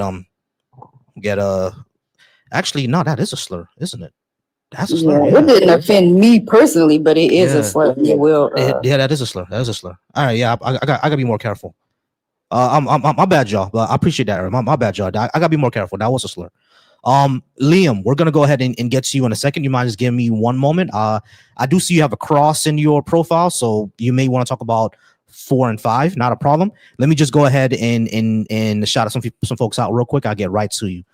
All right, y'all. If you're watching me from Volsy Thoughts, I appreciate you. Thank you for the person who just subscribed. Thank y'all so much. Go ahead and click on that link. As you see, we had someone else up here. So if you're in the Volsy Thought chat, you can go ahead and click on, go to tiny.cc/Volsy Live, and you'll be able to go ahead and come and talk to me. Same thing if you're over on the Black Atheist Coalition. I appreciate you being on the Black Atheist Coalition. Volsy Live, tiny.cc/Volsy Live, and for the Deconstruction Junction, once again, tiny.cc/Volsy Live. I appreciate you. If you're watching me from Instagram, it'll be the same link, tiny.cc/Volsy Live, and you'll be able to come up and speak with me. And same thing if you're watching me over on Twitch or Facebook. All right, guys, we're going to go ahead and get right back to the conversation. Liam, how's it going, Liam? Are you at least 18? And which number did you want to talk about? What's up, Volsi? I'm 23. I actually want to talk about one, but I seen in the comments Ariel wanted to say something, so I'm going to let her. Oh yeah, well I thought you were about to change it to like religion. I wanted to say something about what the last guest was talking about because I thought you were going to change the subject, but I can wait if you're talking about number one. All right, cool. Yeah, because I'm just like, what do you mean by the word woke? Because I've heard this word used in different time periods and different references. I'm not really too sure what it means nowadays. Dude, how do you define it? Awareness of racial and social injustice against Black people. Okay. I mean, I don't really disagree. I mean, I agree there is a stigma against Black folks in America for sure. Mm-hmm. And it does apply to not just like Black Americans, but even like Caribbeans who come to America or even Africans who come to America. It's real. I don't really disagree with that, to be honest. All right. Let me see. All right, leftist policy. So like what leftist policies would you be referring to then? I'll be referring to things such as single payer, guaranteed housing, universal education. That means pre-K all the way up into college. I would also add things such as minimum wage tied to your area and fixed to inflation and production. Things like that. For us to get rid of homelessness and what else? Parental leave as well. I think every new parent should get at least 3 to 4 months of parental leave to bond with their children, especially mothers especially mothers, of course, but fathers as well, because fathers bonding with their children also increases that child's well-being emotionally, not just physically or financially, but emotionally. Being close to a father raises their well-being. So those type of things I think we should be striving for. And in America, they're considered leftist, but everywhere else, they're just considered normal. Yeah, honestly, I actually agree with those, especially like as far as helping the homeless. I think that's something people kind of look past a lot because a lot of them just need opportunities, just some attention and just a chance to like kind of be autonomous. So I don't really disagree with those at all, man. Yeah. Cool. Dang, I mean, honestly, bro, half of these we probably agree with except like 4 and 5, to be honest. So 4 and 5, no, we can talk about 4 and 5 if you would like. Did you want Ariel to say what she was gonna say first before we go move on to 4 and 5? Yeah, sure. Go ahead, Ariel. Yeah, it was more so a question for the last guest. I think we kind of were in agreement, me and you with him, about maybe not making that the first priority, the law. But I always have a question when people are very anti that in general, anti the system, because I think people not discount. I think we're not a thought a lot of times. The people that exist like me, who would have the access that he's talking about, that would be able to get into the system, but aren't trying to have that proximity to whiteness that he's talking about. Because what you were saying about, there are Black people already that are in there, but they don't necessarily represent what we're trying to get done. Because that's not their point. They only get to those positions because they tap dance for the people around them. But yeah, that's what my degree is in, is education in general, because we were talking about school boards. So anyways, I kind of just wanted to ask him about that, or anybody else in the comments that was kind of agreeing with what he was saying, because I'm not in disagreement. I kind of just want to know if that's something they ever think about, the people that don't exist in one space or another, like that are able to recognize the privilege that I didn't ask for, but know that I have, but also that are on the same wavelength and the same thought process as him. Like, do we just completely ignore it, or do we try to utilize the people that we can and make it a bigger concern? Because I agreed when you said, like make it second, but then he was like, no, make it 17th. Like, yeah, but we live here and we do live under that system. So I don't think it's a good idea to just maybe just a completely later. Ignore. Maybe later once we've established some things, but I don't think we can just blindly ignore the system that we live under, whether we like it or not. Yeah, I agree. All right, cool. Let's talk about 4 and 5. All right, Liam. I don't think there's any good evidence for a God, and I think faith is unreliable for finding the truth. Do you disagree with those statements? Yeah, I'd say 4. I disagree with. All right, cool. What good evidence do you think there is for a God? For me personally, I think just the unexplanatory reality we live in, and to make it more simple, like just how complex, the world, the way the world works, how people work with each other, and how just society has advanced. I feel like all these things are like some giant mystery that I think points to some divine mind, in my opinion. You're talking about like the way nature is. That do you think that points to something that's divine? Why do you think that points something that's divine and not simply that the world is simply a natural consequence of chemistry and physics acting upon each other? I don't see why it would have to be necessarily some sort of divine mind behind it. Well, because here's the thing, I'm Orthodox and I don't necessarily disagree with evolution, right? I actually can affirm evolution in many senses. Mm-hmm. I do think that the way, like, the cells and bacteria, plants, like I think all that points to like a sense of purpose. I don't think it just kind of was an accident, really. Mm-hmm. I think it's a little less rational to think, I do think it's less rational to think that it just all happened by accident with no purpose. You know what I mean? Well, it doesn't necessarily mean have to be a purpose. It doesn't have to be a divine purpose. Well, the purpose is just survival. Well, I don't think it's like you wouldn't say that the bees pollinate the plants and then them making honey, and then us and other animals being able to consume that honey. I don't think like the way that came to be was just by accident. Like I feel like there's a purpose behind why bees exist, why they do certain functions, why the human body, the animal body can tolerate honey, why honey doesn't expire, like stuff like that. I feel like the way that everything webs together, I think they're just it points more likely to a purpose behind it rather than just an accident. I mean, I wouldn't call it like just an accident. It's like what you said before already is, evolution. But when you said that it points to some sort of purpose, the question would be like, what do you think that purpose is? Number one, and number two, why would what would be the entire point? And who's giving the purpose and how you know that thing exists? There's a lot of questions you have to ask after that. If you're just going to say that it's a purpose behind it, there's multiple problems and questions after that. You see what I mean? So what would the purpose be? And how do you know something is even giving it a purpose? What do we do to ascertain these things? Well, because if you look at it, like everything has a beginning, right? We can't conceive of something that just like spawns like in Minecraft, right? Like you don't just type a command and then just boom, you have like a plant in front of you, right? That's not true. Because do you think God had a beginning? Well, I'm questioning this outside of like we're trying to point to a God. I'm not necessarily saying that God is in this case. I'm just talking about the natural order, like the created things first.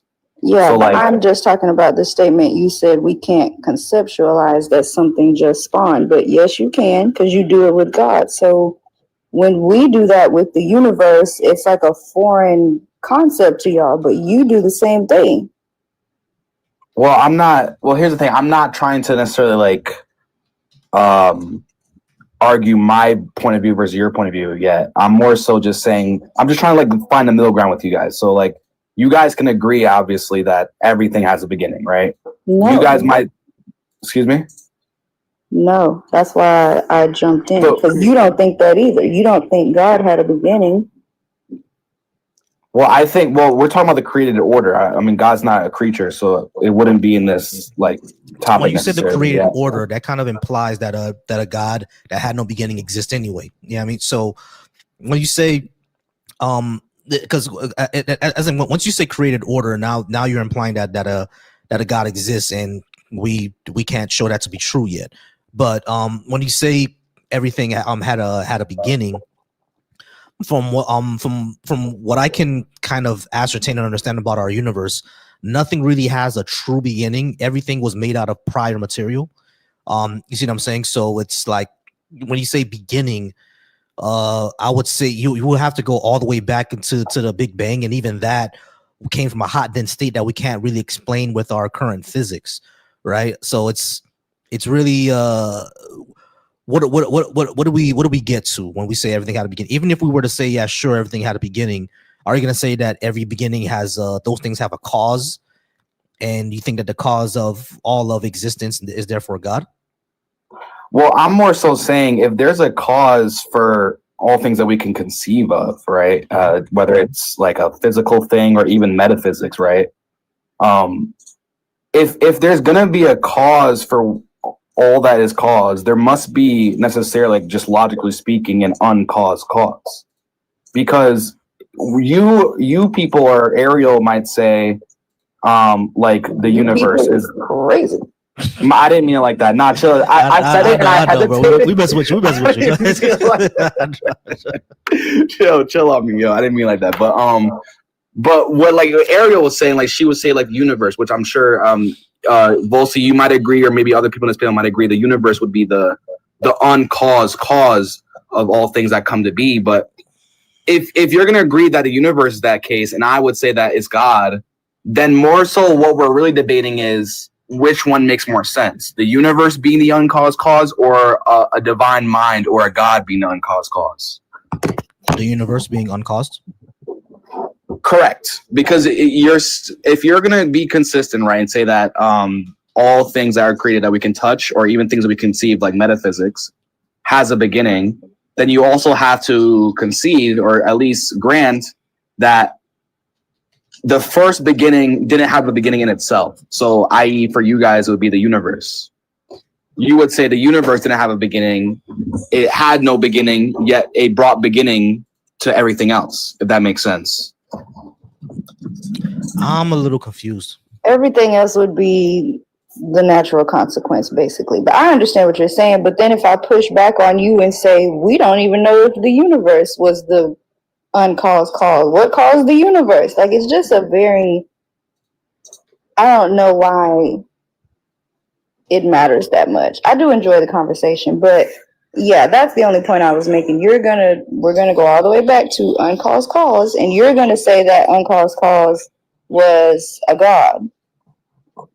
But right, because on the contrary, if we say that even the universe had a beginning, then like it would just lead to infinite regress at that point. It would just be that this caused that, and then that caused that. We don't know what it is, but it just goes on infinitely. We will never be able to conceive it, right? Mm-hmm. Correct. But I don't think that's really rational. I don't think that's something that we can even say as humans, and even say if we look at how things work. I don't think we could say that it's just some infinite causes throughout time, and then all of a sudden we have the earth, we have nature, we have human society, thought, reason. I don't think that would be reasonable. But I don't think that's true, especially if you're granting evolution, especially if you're agreeing with that. I don't think that's true. Well, I can say I believe in evolution because I believe that there was a cause for evolution, right? Like I could say that in my case, God started the way of the natural order to evolve over time, and for species to adapt, and for different creatures to adjust to certain areas. I can say that, but in your case, right, like looking from the outside in, you're more so, like, I'm not trying to assume your position, but you're more so going on along the lines with that it's just an accident. Like things started, but it was just by accident and random, molecules bumping to the next one, and then them adapting. It's a natural consequence, right? Because they're doing the same thing. You're just assuming that God put it there for it to do that on purpose. Yeah, I mean, I just think that's just good evidence, in my opinion, for God. It really isn't. Sorry, go ahead. But it really isn't, because we just have everything that we're seeing in our universe being a natural consequence of physics and chemistry, right? But how does that point to a God then? It's just what physics and chemistry does, at least in our universe. We haven't explored another one at least yet, but that's just what it does. And if you're going to say that the reason for why it does what it does is because of a God, how are you making that leap? You're simply saying that because of the effects or the consequences of what we see, therefore God. It's kind of a hard leap to make. Yeah, I mean, I can see what you mean by a hard leap. I think a better way for me to put it would be the way everything is just so perfectly put together. It doesn't make sense to think that there's not a purpose. Like I just feel like me personally, I'm not making some formal argument. I'm just speaking from my personal view. You know what I mean? No, we understand. Like thank you, bro. I mean, the thing is, for me, the way I'm seeing it, I don't think it is perfect, but I think Ariel wanted to say something. Go ahead, Ariel. Yeah, I was just saying the same thing. Like it's literally not. Like we have so many issues, and the earth on this motherfucker, because we have innovated houses and forms of travel and medicine and all kinds of shit that we had to come up with just to stay alive on this earth. And not only that, our own bodies constantly betray us. It's not perfect. Well, I'd say it was perfect until humans kind of made poor choices over time, right? I think societies evolved to the point where they obtained knowledge and they wanted to have more control over things, right? And that's why you see like capitalism in America, where they're destroying trees and nature, putting homeless people on the streets while building expensive apartments. You know, people just kind of get greedy over time. I don't think that would just mean that everything is imperfect. I think things are perfect, but humans started to use that perfection and make bad out of it. I think it's human error why things are the way they are, not really just nature itself. Can hold on? Can I? I'm sorry. Just before you go, I mean, you're saying that things were perfect until humans kind of screwed it up. But when were things ever perfect? What evidence do we have to show that that's the case? Was that going to be your question as well, Ariel? Yeah, because the things that I'm talking about, like medicine and things like that, we had to develop those things because it wasn't perfect. I was literally going to ask you, at what point in the evolutionary process was it perfect? And then we fucked it up. I'd say like the Enlightenment period was like the beginning of the end, right? Because if you just look at it historically, prior to the Enlightenment period, I mean, obviously we had like brutal things like the Roman Empire, right? But then after the Roman Empire, we had the Byzantine Empire, which in my opinion, I think was the best empire or civilization humanity has ever achieved, in my personal opinion. Just off how much advancements they made, how much good they brought to the world. That's just my opinion. But once we had the Enlightenment period and we had people getting into mathematics, deep philosophy, scholasticism, that's when I think it got bad, because humans obtained knowledge that they just couldn't handle and that they used for bad and for their own gains. And I think that is kind of like the tipping point, in my opinion, like 14th, 13th century. Right. But that's not addressing what we're asking about. Like, I'm asking about the human body and like the way that we can't drink 90% of the water on the face of the earth. We have to come up with filtration systems. I'm talking about that kind of stuff. You're talking about obtaining knowledge and, humans you're talking about societies. I'm talking about evolutionary and the body.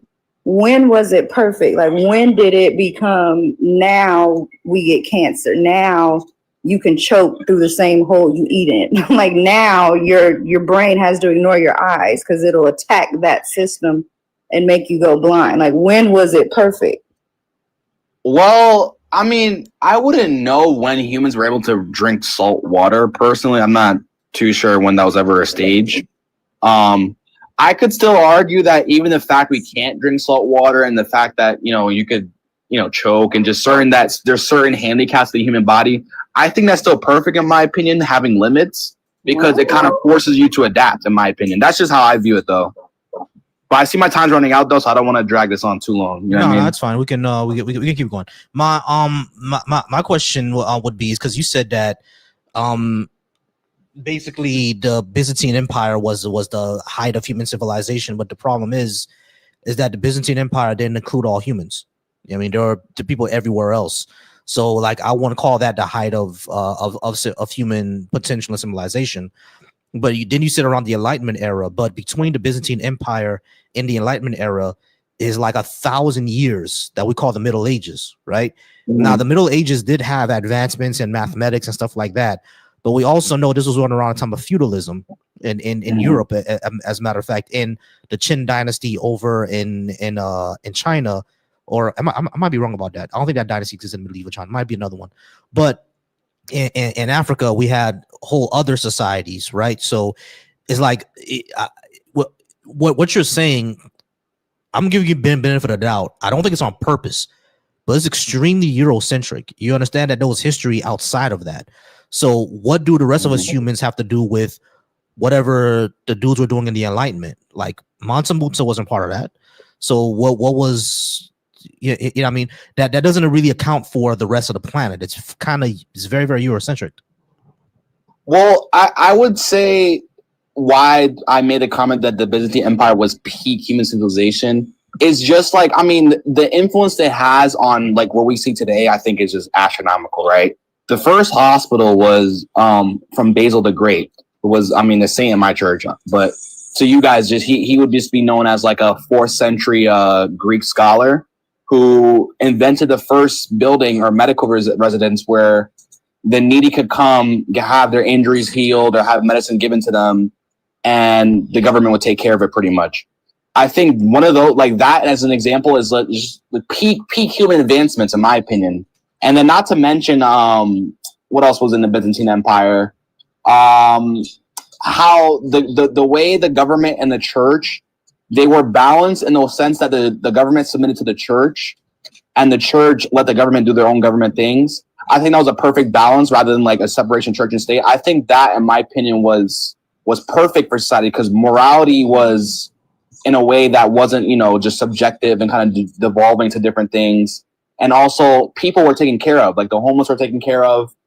The people in need were taken care of. Those who were, you know, causing issues, they were, you know, gotten rid of. They were just either put in jail, unalivement penalty, or they were exiled. I think, in my opinion, I think that was the perfect system. Did societies outside of the Byzantine Empire have hospitals, law, and taking care of homeless? From what I could tell, as far as like, if you look at like the Roman Empire, if you look at, I'm not too familiar with like East or South or even West African like nations or dynasties, to be honest. All I'm aware of is like North Africa when they had I can't remember the name of some of the clans, but you know, they had their like little tribal clans like that were dominant in the North African region. Yeah, the Tuaregs. I don't think I don't think they really had hospitals though, to be honest, at least from what I could tell. How about it? Medieval China, the Indus Valley Civilization, the Incas, you think none of them had hospitals? Well, medieval China is like post like 7th century though, am I not mistaken? No, it's around the same time as the Byzantines. What are you dating? Well, the Middle Ages would be actually the end of the Byzantines. Well, actually, no, I'm sorry. The Middle Ages, at least in Europe, are the end of the Western Roman Empire, and from the Byzantines all the way up until the Industrial Revolution, but or at least the Enlightenment era. But I would say in between that time, those 1,000 years in between that time, China had hospitals, and so did the Western Africans, and so did the Indians. Around the 4th century? Yeah. I would have to look into that. I guess I misdid my research because from what I could tell, 4th century first hospital was given to Basil the Great.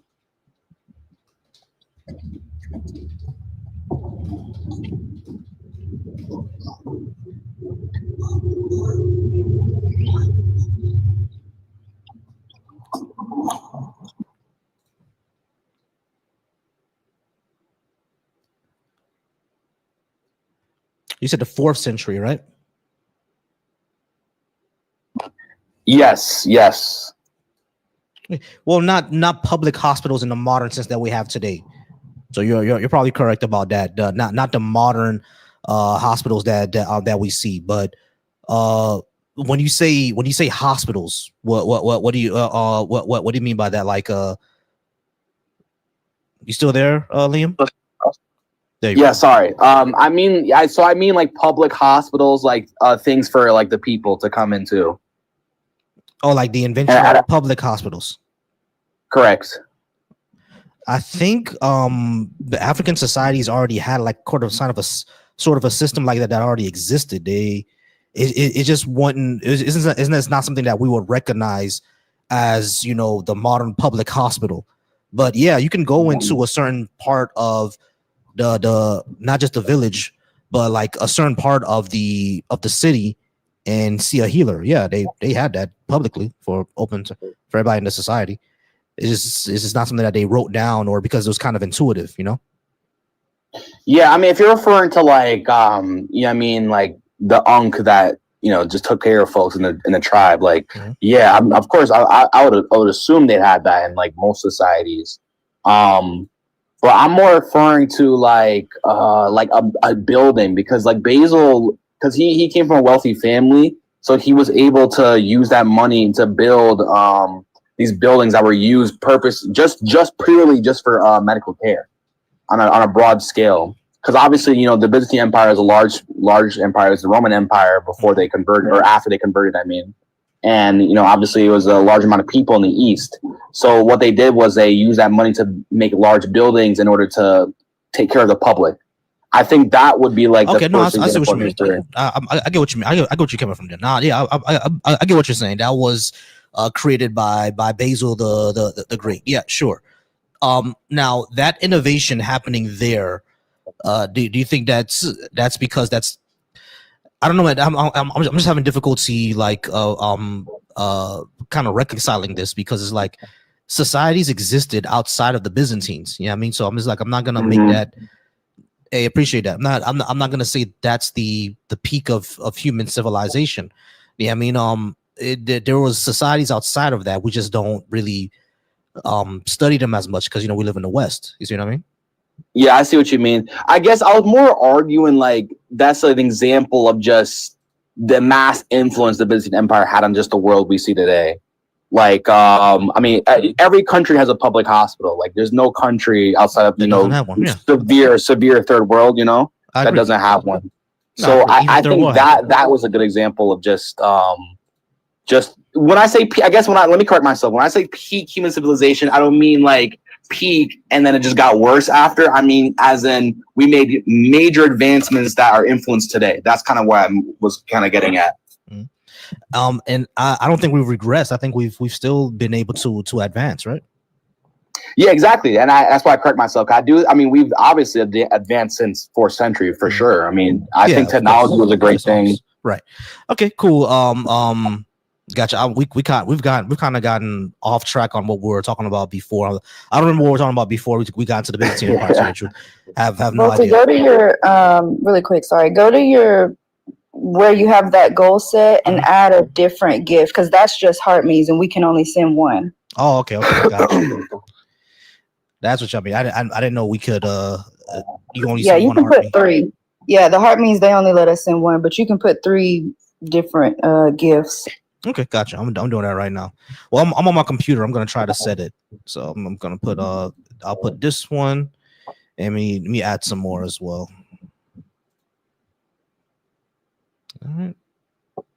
Wait, y'all, something came up. I'm actually at work right now. I do have to go. Not gonna lie. Not a problem. Hey, appreciate you. Go ahead, come back in anytime. I appreciate you, man. Thanks for having me up, yo. Thank you. Not a problem. Peace out, Ariel. Bye.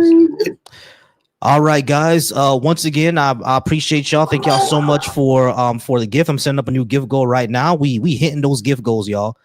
I appreciate that so much. Thank y'all so much for helping me hit those gift goals.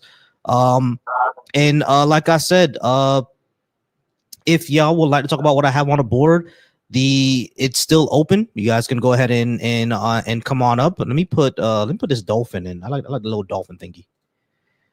I'll go ahead and put that dolphin in. All right, y'all. New gift goal. Oh, make it 1,000. I should make it 1,000, shouldn't I? I should make it 1,000. Let me edit this. Give me a second. Give me 1 second. I'll make it 1,000.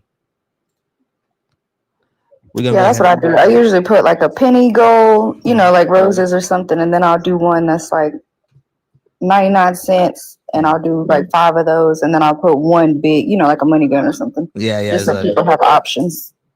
No, that's a good idea. I'm on my computer though. I don't know why I can't put more. I should go ahead and start putting more. But yeah, all right, cool. So I have another gift goal up, y'all. We're just gonna go ahead and keep on waiting.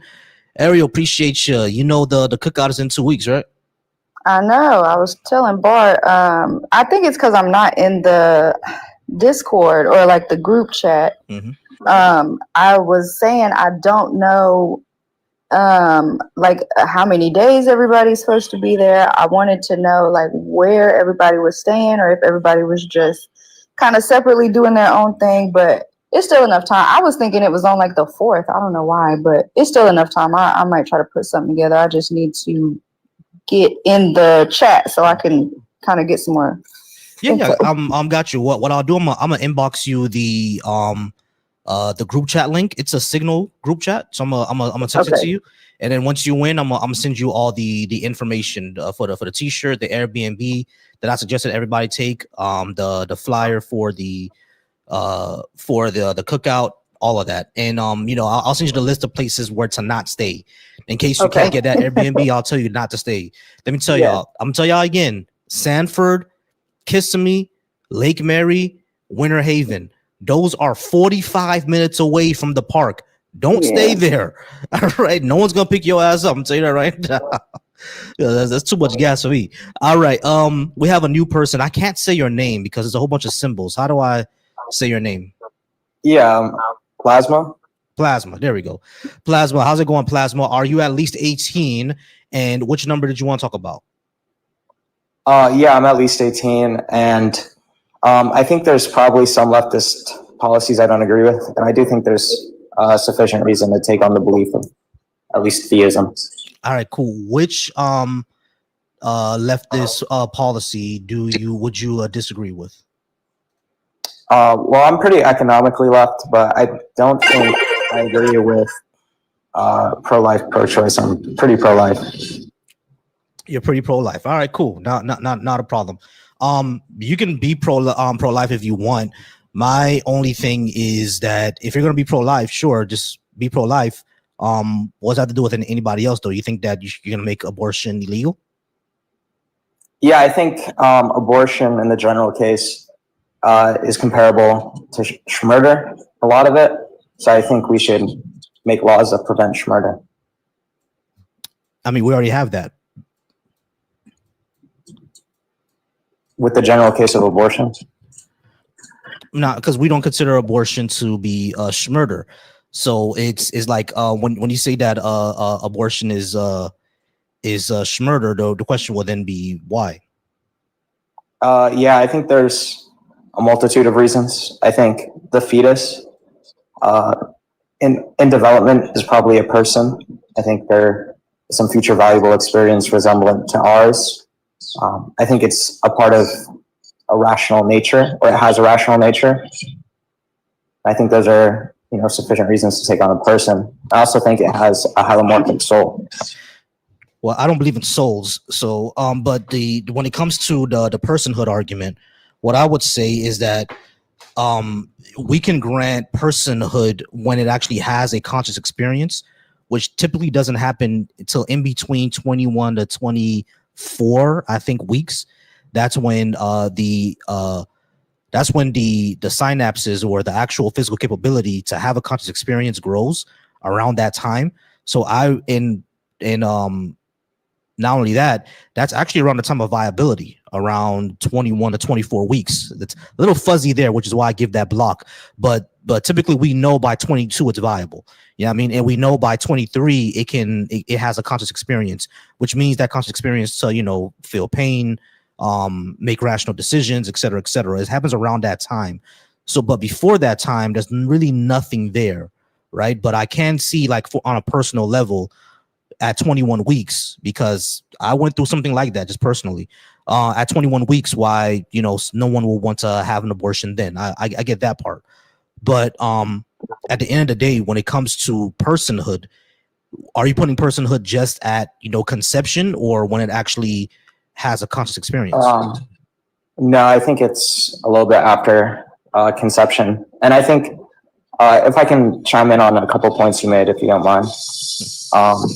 I think the idea that consciousness is what makes someone as a person falls to a lot of absurdity. And I can demonstrate and give you hypotheticals that demonstrate this. And it's a very contentious idea, right? That takes on a lot of assumptions about dualism versus physicalism. And what about the consciousness? Is it the mind itself that makes it a person? Is it a psychological profile? Like, what is doing the work for person and allows it to persist over time under that working theory? Give me a sec. Make sure that's on mute. All right. Yeah. So when you say the like it'll lead to absurdity if the person doesn't have so you said putting personhood on conscious experience leads to absurdity. I would ask how so? Yeah, I mean, the typical comatose baby reductios. What? Those are a comatose baby. So just imagine a pregnancy where the baby remains comatose throughout all stages of pregnancy and is born without a conscious experience or ever having a conscious experience, right? Would it be wrong to unalive it? Does that happen? Are there comatose people? Are there babies born comatose? Yeah, there's babies that have developed its entire way through pregnancy comatose. Comatose. Okay. But a person who someone who's comatose, their brain still works, right? Yeah, it's brainwaves, but they wouldn't have like that first person subjective experience that you said is required for value or what makes it a person, right? No, they still have that. Comatose people still have that. They don't have first person subjective experiences. They're not awake. No, sure. I agree with you. They're in a kind of a sleep state, but they're still having some sort of subjective experience. No, they wouldn't have a first person subjective experience. Well, I say first person. I said subjective experience. They're still having that. You even have that when you're asleep. In a deep coma, that's not what like the standard medical doctors align with. It's pretty contentious. What, that comatose patients are not having a subjective experience? Yeah, what is a subjective experience?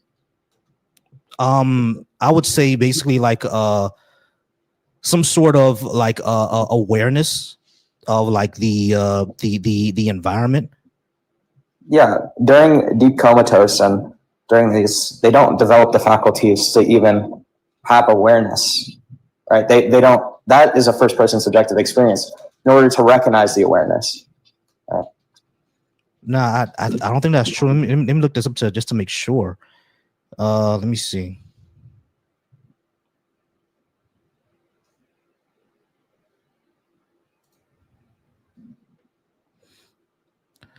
Okay, that's not exactly wrong. I'll say that's not exactly wrong. Because the like thing is they do say 1 in 5 do have some sort of like hidden consciousness. They are conscious. They just don't have any type of first person experience. So like so what I would say is that when you have the like you're if you're if you're a comatose person, you still have the ability to have that first consciousness. Like the synapses are there, right, for you to develop that first person experience, right? Yeah, well, your brain is still working. That's what I was saying. That your brain is still working. So yeah, but it's like at a level where it's very minimal. It would be equivalent to like a fetus before full brain development. It's having those types of experiences where it's just reacting to outside stimuli. Right? Yeah, it's nothing like. I'm good with that. That's therefore it's you can if they, like 10 weeks would be valuable in a person under UBA. Right. So if what I'm saying is that if they have the ability, the synapses, the mind, if they have the physical capability to have a first person subjective experience, then that's where I will go ahead and cut it off and put the value. That happens typically around 21 to 24 weeks.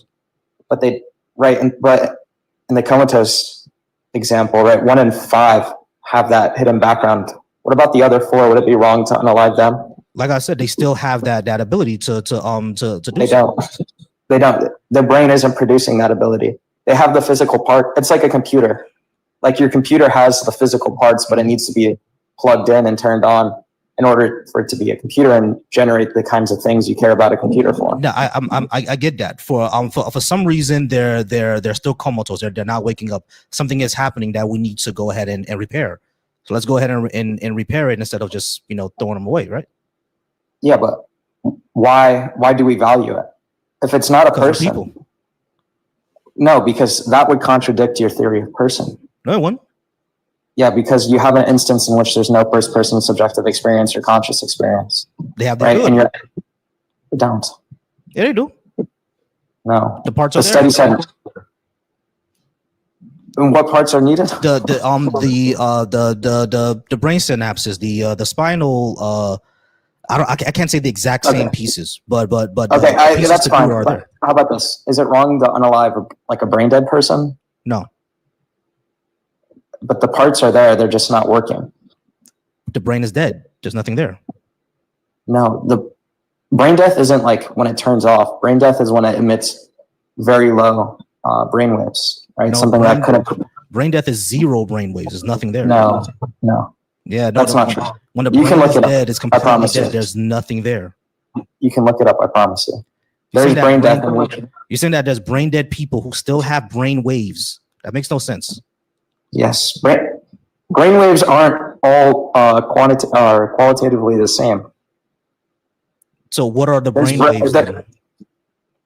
They're very minimal, non-instrumental brain waves. That's seen in the comatose baby. So they're brain dead? No. Okay, so but you just said that if they have the same sort of brain patterns as a brain dead person, then they're brain dead. They wouldn't be comatose. No. Okay. So I can lay out. Allow me to understand. Yeah. Because you just said a brain dead person can have very minimal brain waves, right? I disagree with that. But then you said a comatose baby has that same brain pattern. That'll be brain death, according to you. So, like, which one is it? No, that's not what the point of the hypothetical is trying to draw out. It's trying to draw out the part of placing value on the physical objects without instrumental usage, right? There isn't any instrumental effect to the brain parts. All right, yeah. Right? So why do you put this up to make sure? Yeah, brain dead people don't have brain waves, bro. Once the brain is dead, there's nothing there. There's no waves. No, there's cases in which brain death is they're very minimal. It's to where they consider it none, but it's still alive. It's not producing instrumental waves. No, there's no waves at all. So are you talking about a vegetative state? Because brain dead literally means it's irreversible, and there's no brain activity. Okay. Wait, there is brain activity. It's just non-instrumental. No, there's none at all. There's no brain activity. I can find you a source if that's going to be easier. Like, there's literally no brain activity. Brain dead people do not have brain waves. There's nothing there.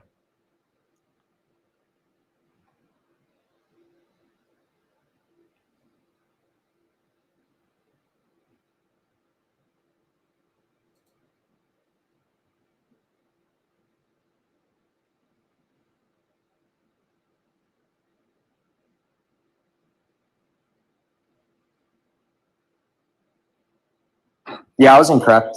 I was thinking of a deep vegetative comatose. I was wrong there. All right, cool. But in cases where there's a deep vegetative comatose, that's likely going to lead to brain death.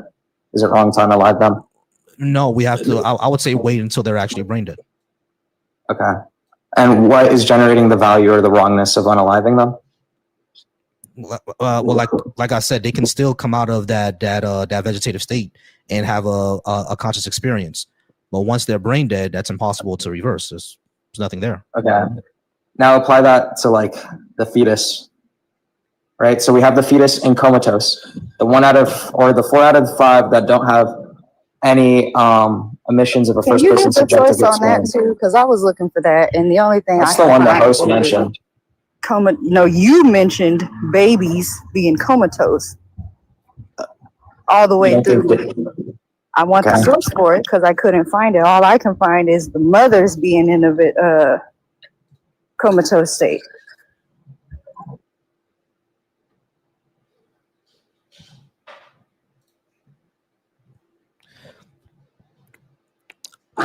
on PubMed, coma in the pregnant patient, and then the host found a source that stated that 1 out of every 5 have some background consciousness, but the other 4 don't. What is it, PubMed, bro? It's on PubMed, but what is it? Coma in the pregnant patient, and then there's. And when you swipe out, we can't hear you.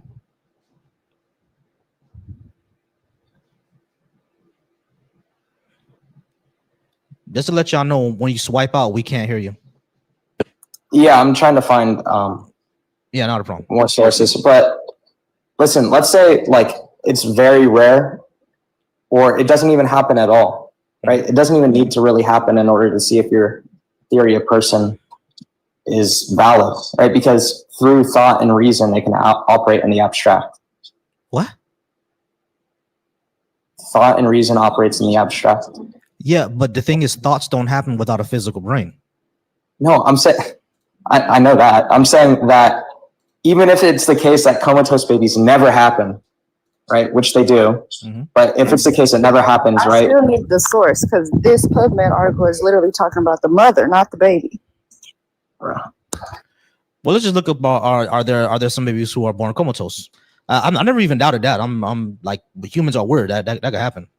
Are there babies who are born comatose? Yeah, I'm pretty sure it happens. So, yeah, there can be babies who are born comatose. Yeah, because of severe lack of oxygen to the brain and stuff like that. Yeah, it could happen. I don't doubt that.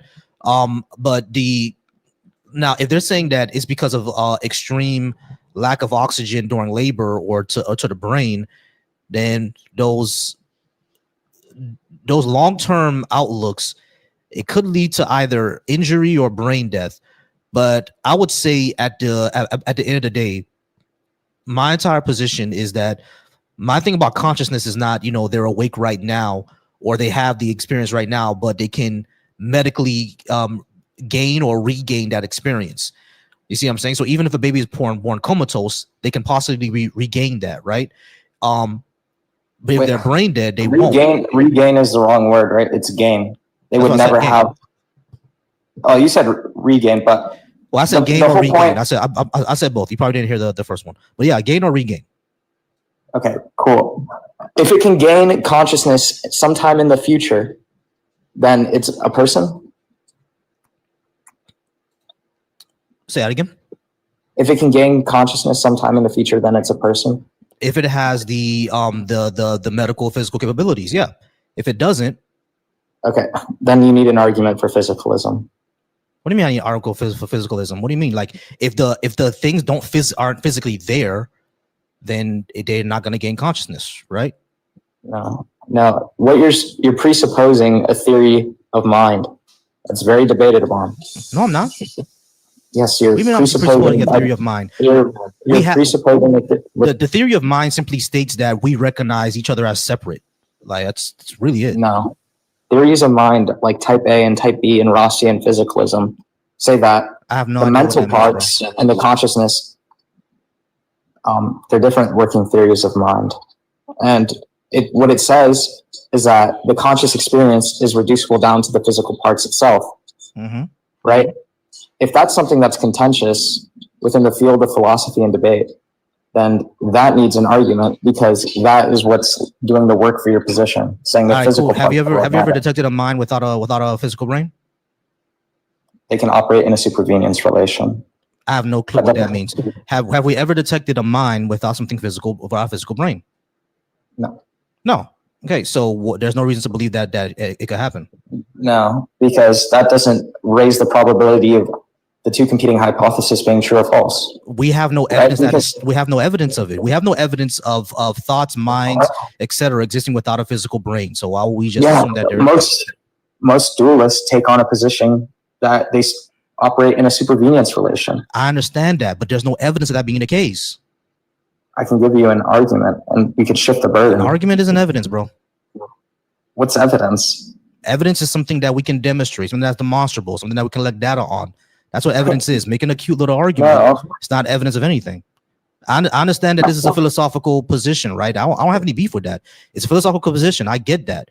But at some point, your philosophical positions have to be demonstrated for it to show to be true, and we can't do that, or there's no way to do that, or you haven't done that. Okay, the problem is you're using another very contentious thing called empiricism, right? And I just take evidence to be something that raises the probability of some hypothesis to be true. Let me ask you this question. How do you interact with the world without your senses? You all use your senses to interact with the world. Which senses do you, okay, so the question that I asked is, how do you interact with our reality without your senses? You don't. You don't, exactly. So we all have to use empiricism, including you. Okay, empiricism can be a qualifier to truth. Okay, right? so I can give an example. How do we demonstrate what we're saying is true then if we're not going to use some sort of empirical evidence? Proofs, because proofs and logic. Through proofs? What do you mean through proofs? Like math? Yeah. So there's do you think math is empirical? So there's mathematics to show that consciousness exists without a mind, without a brain. No, there's a string of premises that operate under a logical proof that demonstrate. That doesn't show evidence. That's not evidence, bro. That's another argument. What? Wait, do you take like the fields of work that all quantum physicists do when they take empirical evidence and use that empirical evidence to update their proofs to demonstrate the likelihoods of different working theories for cosmology? Do you think that's not evidence? Quantum mechanics uses math, bro, and they use physics. Do you think math is empirical?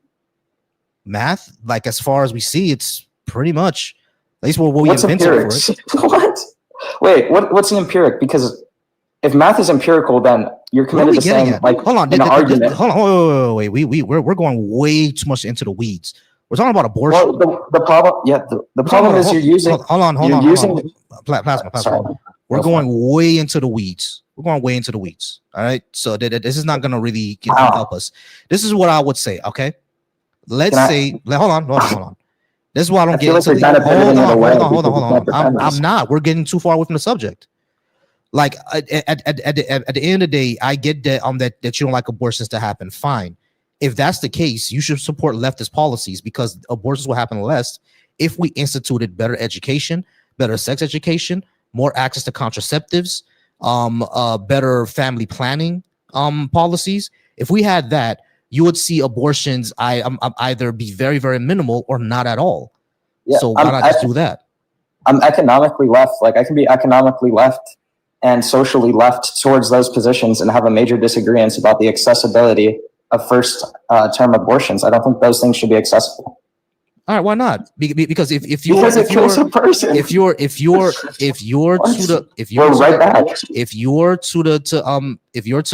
the left, then you also agree with bodily autonomy, don't you? Yeah, everyone agrees with bodily autonomy. I just don't think it's an absolute right. You don't think it's an absolute right, right? No, bodily autonomy is absolutely absolute. You don't believe that, and I can demonstrate it. Super easy. Sure. Bodily autonomy is what? The governance of one's body? One's own body. Okay. Can you use your bodily autonomy to go out and run down the street naked? Yes, you into a school zone? Into a school zone naked, and that isn't a moral wrong? That's an immoral wrong because you're violating someone else's autonomy. You're violating those children. Yeah. You're violating those children, exactly. Aren't you? Yeah, exactly. And that's what the whole point is. So plasma. There's a violation of a bodily autonomy towards a person in the case of abortion. In the case of abortion, all right. So it's violating their autonomy. The thing is though that fetus or that zygote is violating the mother's autonomy. Okay, and I think there's times where a violation of bodily autonomy is permissible, like vaccines. I think people should be mandated to have vaccines, and there should be a violation of bodily autonomy there. I think people should have their bodily. Do you think people should have their bodily autonomy violated when they get arrested? Do you think a mass murderer should have his bodily autonomy violated when he's taken into question? He's a danger to others. Okay, and a danger to others because he unalives others and frustrates the bodily autonomy of others? Okay, so we have a case in which the mother would be frustrating the bodily autonomy of the baby and the baby is frustrating the bodily autonomy of that. Let's just take it. I side with the mother on that because it's her body it's happening to. It's what do you think the fetus is? That it has a body? I know the fetus has a body, But the fetus is violating the mother's autonomy. If she decides that it is, I'll say that, because we have mothers here. We have people who have gone through tragic things when it comes to pregnancy. So I just want to make it clear. Okay. If have you ever decide, hold on, if they decide that the fetus is violating their body, then yes, I'm siding with the mother. Have you heard of The Cabin in the Woods? That's a terrible argument. That's not an argument. It's just a hypothetical. Okay, so we have a cryptic pregnancy that happens in the woods. I need you to calm down. Like, relax, please. I'm trying to. You keep talking over people. Relax. Please stop. Okay, relax. I want to start muting you. Okay, we have a case. No. I don't care for The Cabin in the Woods. I've heard it before. Because it demonstrates when bodily autonomy isn't necessary. Are you okay? Stop over talking. Relax. Host, have you heard of The Cabin in the Woods? Have you heard of the comments? Because that's where you're going to go if you don't stop being disrespectful. I'm trying to say I am the host. Plasma. Calm down for a second. All right. Let's take it down a notch. Hey, what's his name? Ascend over on my I'm sorry about that, y'all. Over on my StreamYard. I'm gonna get to you in a second. All right. But Plasma, give me 1 second. Now, I've never heard of Cabin in the Woods. Of course, I think Ariel and Empress have heard of Cabin in the Woods. So they'll be the ones that'll probably respond to this better than I can, because I've never heard of it. I know I don't know if Ariel wants to say something, but Empress has her hand up. Whoever wants to go first, Ariel or Empress, you one of y'all go first, because Empress has her hand up. Go ahead, Empress, if you like to go. You know, I'm going to make it very simple, because he brought up bodily autonomy. You don't get to claim bodily autonomy for a potential human being when, to get the body, you have to drain, let's say, my body to build your body. You don't have a body yet for that potential body. There is no body yet. In order to gain a body, to have bodily autonomy for that potential human being, you have to drain my body. And that, how can you have bodily autonomy for a body that does not exist? Is there not an organism living inside of the uterus? How can you have bodily autonomy? There is an organism in there, right? Think about this. How can you have bodily autonomy for a body that does not exist? Well, it does exist. When we are talking about a cluster of cells, that will need to drain the resources of a cluster of cells, a parasite as it is. It's not. That will need to. It is a parasite. Look at. Pull up one source. Look at the definition. Pull up one medical source. Plasma. Would you stop fucking talking over me? Yeah, I'm sorry, Empress. Can you give me 1 second? You immature child. I'm sorry, Empress. I'm sorry about this. Plasma, do us a favor. Let her get her entire thing out, and she's going to let you go. I promise she would. You can respond, bro. You can respond, but you can't keep, like, the middle of her sentence is not interrupting the beginning of yours. Like, you can't keep doing that. Let her say everything out first, and then you go ahead and you can respond to it. All right.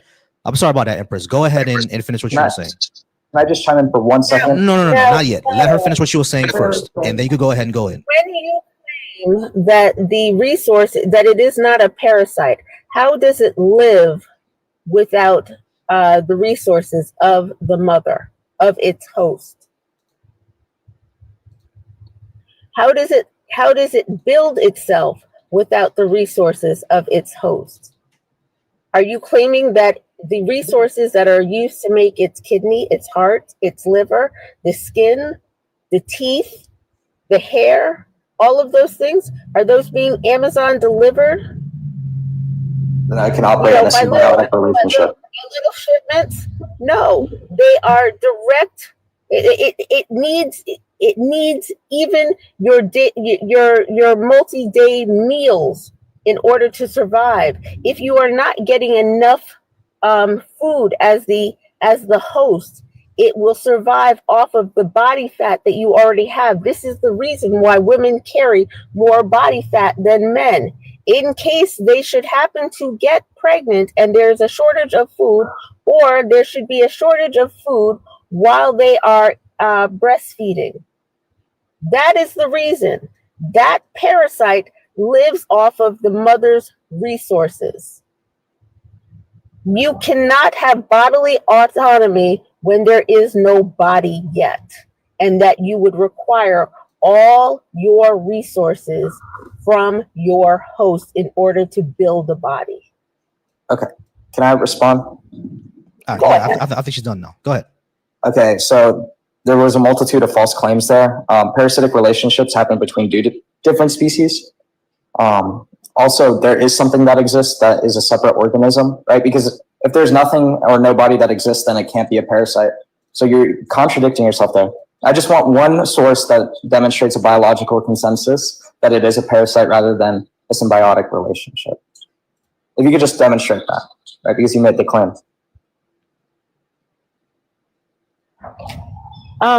So parasitic relationships do not have to be different species. That's wrong.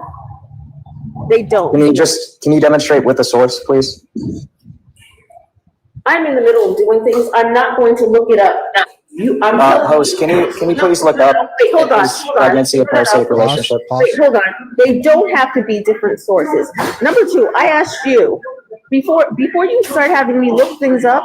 I asked you, where are the resources coming from if not from the host? Yeah, it comes from the mother. That happens in symbiotic relationships too. One is coming. It's not a symbiotic. Okay, how about this? How about we appeal to a biological consensus? What is it providing to the mother? It is not providing anything to the mother. It is taking everything from the mother. Provide stem cells. Host, can you just please look up, is pregnancy a parasitic or symbiotic relationship? So we can get a source to fact check. That'd be great.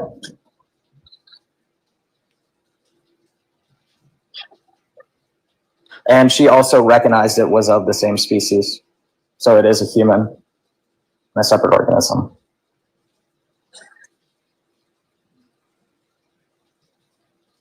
Give me 1 second. Now, here's going to be the thing that probably, give me 1 second. Let me just get to where this is here. There we go. Here's the thing that is going to happen that probably neither of you will like, because you're both right. Give me a second. There we go. Biologically, pregnancy is not a parasitic relationship, but the fetus does act like a parasite. So biologically, yeah, sure, you can say that for parasitism to happen, it has to be two different species, but the fetus does act as a parasite. So you can describe it as a parasitic relationship because it acts as one. No, you'd be contradicting biological consensus. All right, who cares? We're talking about colloquially, bro. Okay, now we're talking about colloquially? Okay. Yes, we always were. Do you think this is a science class? This is not a I was asked a multitude of sources about the cases of like comatose baby, and then we brought up sources to demonstrate that. But because we just never heard of it, bro. That's what I'm saying. We just never heard of hold on, wait, Plasma. My bad. You made a claim about you made a claim about comatose babies. We never heard of it. So we just said, okay, well, let's look it up. But when we're talking about the fetus acting as a parasite on the mother, yeah, that's what happens. Now, biologically, is it a parasite? No, because it requires two different species for it to be a parasite. But right now, does it draw on the resources of the mother? Yes, it does. So it does act as a parasite. I get the what I would say, the emotional attachment or the emotional charge of it, right? Because it sounds incendiary. It sounds incendiary to call what we would consider another human as a parasite. It sounds incendiary. I get it, but the fetus does act that way. My entire thing is this. It goes back to this, Plasma. I get not liking abortions, right? I get not liking it. I'm not going to take that away from you. What I'm saying is that if we employ a lot of the policies that I would like to put in, you would see them either happen very, very rarely or not at all. So instead of simply trying to control what women can do with their own bodies, why not just put in those policies? I'm sorry, I don't want to quickly move on. I do want you to go ahead and talk, Empress, if you wanted to add more to say. I mean, just while I have a moment, I'm trying to see if I can pull something up real quickly. anyways, yeah, I think first trimester abortions for sure are best. I think this would fall on. Let me see if I can find something for interest-specific parasitism. Mm-hmm. Hold on, let me see.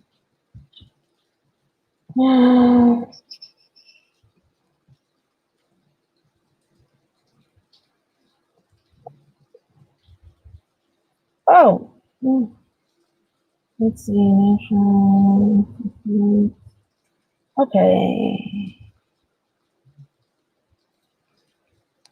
I'm sorry, Empress, give me 1 second. Hey, Ascend, I do see you there in the StreamYard. Don't worry, we're gonna get to you next. We're gonna have a few more minutes with Plasma, and then we're gonna go ahead and move on. Because Plasma, you have been up here for a while. I don't think we've ever gotten to the consensus of where we're talking about. But I do want Empress to go ahead and finish what you were saying, and then we'll go ahead and move on. Go ahead whenever you're ready, Empress. So this, I think, is going to fall under interest-specific parasitism. Mm-hmm. Usually it would be, usually they refer to, it's most commonly for brood parasitism, yes. Mm-hmm. But there, it just goes to the fact that it does not have to be interspecies. It can be intra. So that's where you get the intraspecific parasitism. Gotcha. All right. So Liam, honestly, I'm sorry. Go ahead. I'm sorry. So now we've determined that because the fetus will act as a parasite, right? No, we haven't agreed. Okay, where is it? You already admitted that it gets all of its resources from this host, that being the mother. Yeah, listen, acting like a parasite doesn't give you the grounds to say it is a parasite and operates, because the biological consensus is it's not an intraspecific parasitism. It brings nothing to the game. You don't. If emotional benefit. Wait, hold on. If I come and take $100 from you, and then I give you back $20, you don't get to claim, well, I brought $20 to the table. Yeah, but that's effectively what you're trying to. That's really what you're trying to claim with this. Anyway, I mean, listen. Actually, what you're trying to claim is that I feel like it's hard to respond when it becomes a run-on. What you're trying to claim is that the fetus has the right to unalive the mother. No. And yes, pregnancy is dangerous for women, but this is what I would say, Plasma. Do you at least understand my position that if we put more leftist policies into place, abortions will happen like very rarely or not at all? Do you agree with that? Yeah, listen, I agree. I'm pretty left leaning. I got you. You can go ahead and talk to Empress. That was just my position. I know you and Empress have a different one. Go ahead, talk to her, because pregnancy can definitely harm the mother. Because I think that's where she's coming from. Am I right, Empress? Oh, most definitely. Okay. Listen, I could just draw an example of when bodily autonomy could be overridden in moral claims, right? And that would ruin the crux of the argument Empress is trying to give. And it is the cabin in the woods, but she won't let me give the cabin in the woods. I just never heard it. So if you want to give, you can go ahead. I think Empress does want to use somebody like me as an example.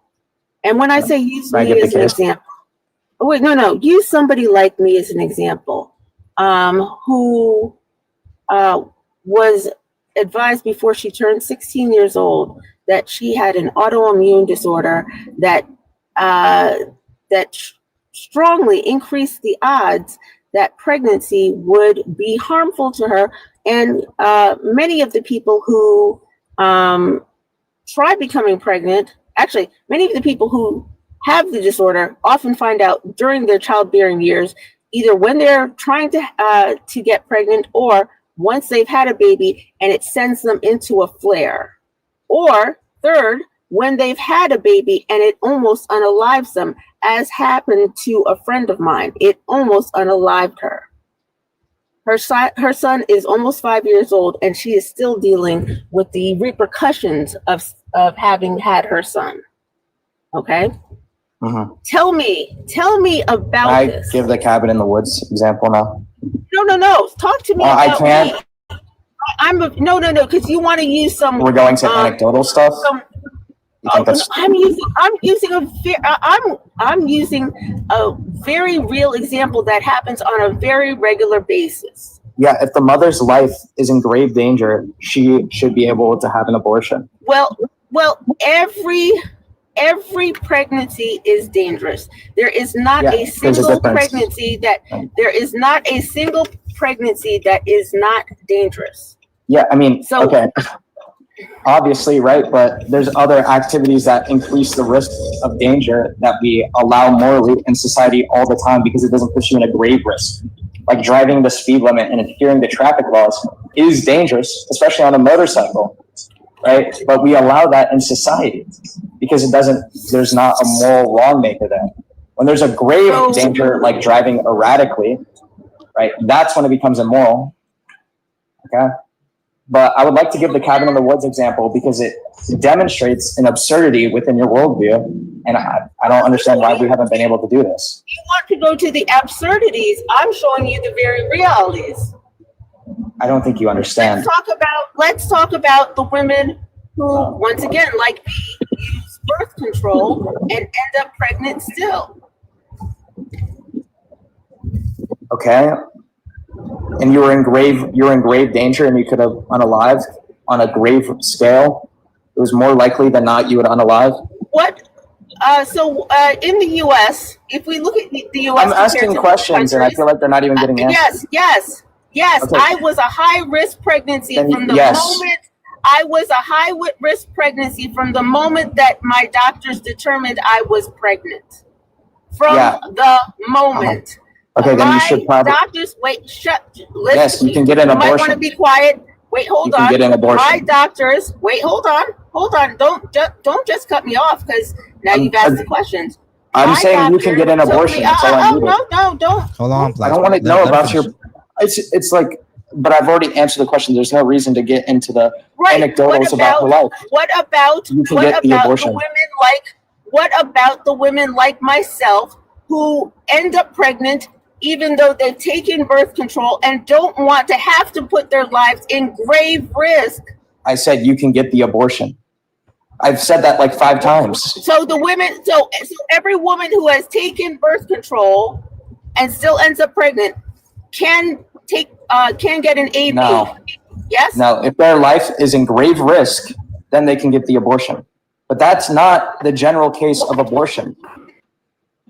So let me just try to understand this. You just disagree with abortion because you take zygotes and fetuses as persons the moment that the sperm hits the egg. No. All right. So when do you take it as a person? When it's a zygote? Probably a couple weeks after implantation. I'm unsure. So about 4 to 6 weeks. Yes, maybe like. Even 8 weeks. He wants to claim when most women won't know that they're pregnant. Yeah. You see the I problem think there? maybe.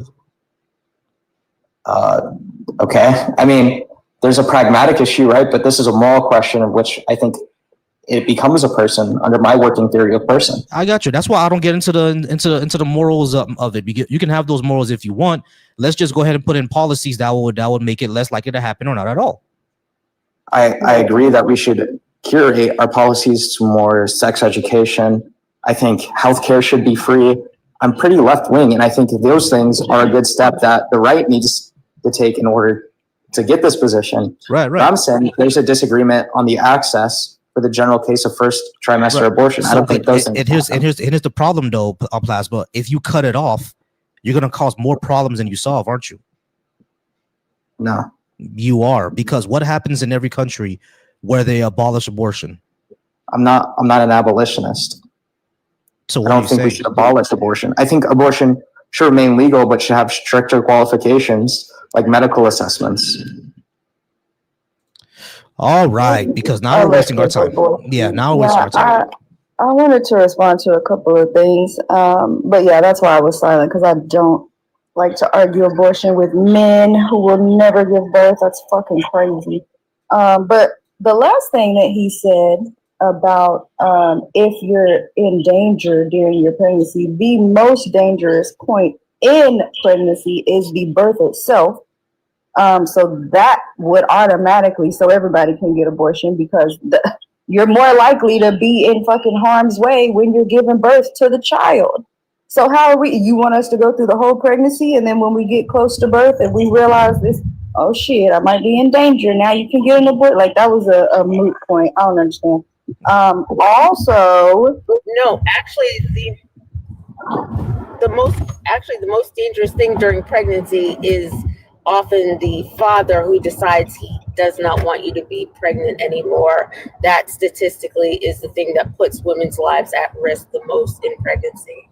I don't disagree, but I'm just talking about the physicality of the mom. Like the period of pregnancy when you're in the most the position to be at risk is when you give birth, not while you're carrying the baby. Obviously, there's still dangers involved, but giving birth is the period in which you're more likely to unalive, and it's just higher risk as far as not somebody harming you from outside of you, but just in terms of being pregnant in general. I also don't like the cabin in the woods analogy because it's very misogynistic, and it's also out fucking landish. You're talking about a woman being trapped in the woods with a baby, and now you got to breastfeed the baby. Like, it's fucking stupid. This is the baby that you chose to have, and that I'm assuming you would want to feed to keep it alive, which is why your body does that naturally anyways. Again, you would never be in this situation as a man, cabin in the woods or otherwise. You'll never be pregnant. You'll never carry a child. I don't understand why men want to talk about abortion. Lastly, you're talking about elective abortion, which I'm sure you don't get out there and vote on. I promise you don't. And if you do, let me know, because I would like to know which state you're in that is giving you the choice on when and not a mother should be able to abort. Oh, I'm sorry, that wasn't last. Lastly, you keep saying murder, which is unjustified, and you don't get to decide if it's justified or not, especially considering there's always the chance that the mother is going to unalive, and you're choosing the quote unquote bodily autonomy of the baby over the mother. That's not your decision, and it's none of your business. All right. Appreciate you, Ariel. Appreciate you, Empress. Right now, we're going to move on to who I think is probably going to be my last guest for today. His name is Ascend. He's right up here. Ascend, have you been able to hear the TikTok? Yeah. Okay, great.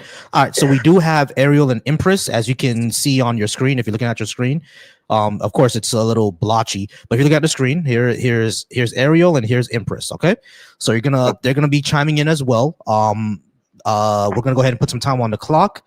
I'm gonna put some more time for you because we did go longer with the with Plasma.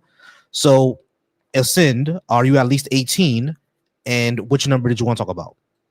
Yeah, and I want to talk about number 4. It's about number 4. Okay. I don't think there's any good evidence for a God. This is what's going to happen. You're going to talk to me for about 10 minutes, and then Ariel and Empress is going to chime in, unless it's something that they really want to address, and then they'll chime. Then Ariel will chime in because she is a mod. Sound fair? Okay. All right. We're going to talk about for about 10 minutes, and then they'll chime in. All right. So I don't think there's any good evidence for a God. What evidence do you think that there is one? What would count as evidence? Something that's demonstrable, demonstrable, repeatable, testable, things like that, I think would qualify as good evidence. Does that include philosophical argumentation? Not necessarily. And sometimes really not really, because at the end of the day, philosophical arguments only really gets us into the weeds, or at the end of the day, it doesn't demonstrate anything, because we can agree with everything that you say philosophically, right? That doesn't necessarily make a God exist, or it wouldn't necessarily actually demonstrate that a God does exist. Okay, well, would you be fine with me running my argument then? Yeah, sure. I mean, you can go ahead and state your position. Go ahead. Okay, are you familiar with the transcendental argument? Yes, unfortunately. Yeah. Yeah, sure. What's go ahead and tell me more about the transcendental argument. So, premise 1, God is the necessary precondition for knowledge. Premise 2, knowledge exists. Therefore, God exists.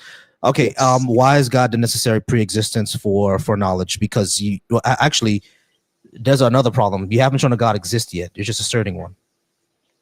No, I'm saying if something is the necessary precondition for another thing, then it means that those things have to exist if the thing that it is the condition of exists, right? So, for example, let me give you an analogy, okay? So, see what I mean? The necessary. This is where it's not going to get us anywhere. Hold on. This is what I mean, Ascend. It's not going to get us anywhere. The first premise is God is a necessary precondition for knowledge to exist. You haven't shown a God exists yet. You have to show that first. Yeah, I'm saying. Okay, let me explain it for you. Okay. No, so I understand it already, Ascend. You have to show a God exists first in order for the first premise to work. How do you show that? No, I don't. I'm saying that if something exists, then it necessarily entails God, right? Right. You have to show a God exists first. No, I don't. I'm saying if this exists, then God exists. I can prove that God is necessary for knowledge. No, you want me to prove that God is necessary for knowledge? No, that's a problem. You can't simply say something exists, therefore God. Because this glass cup exists, therefore Olodumare, the god of the Yoruba religion, also exists. These glasses exist. Me being a black man exists. Me being a bald black man exists. Therefore Olodumare, the god of the Yoruba religion, exists, and not the god that you're talking about. You see how this gets crazy? Well, no, because you would have to demonstrate that those things are necessary. That God is necessary. Yes, for black people are necessary for a God, for Olodumare to exist. Therefore, Olodumare exists because black people exist. Okay, the problem is you can't demonstrate the first premise. I can show you the first premise to be true. That's what I've been saying. You have to show a God exists first. I have to show that God is necessary for knowledge. No, you have to show it exists. Okay, does knowledge exist? You would still no, you would you still need have to knowledge doesn't. Hold on. Does knowledge exist? No. Just, don't. Okay. Stop. You don't answer a question with another question. When it comes to a God, you need to show one exists first. You just can't be say knowledge exists, therefore God. That's I can say knowledge exists, therefore the blue genie of the lamp. It doesn't get us anywhere. Show a God exists first, then you can show how he's necessary for knowledge. What? Okay. You have to show a God exists first before you show that a God is necessary for knowledge. You can't say knowledge exists, therefore God, because I can also say knowledge exists. I can also say knowledge exists, therefore the blue genie of the lamp. Okay. If X is the necessary precondition of Y, then Y necessarily entails X. If Y exists, then X also exists, right? This tells me nothing. Show the God exists first.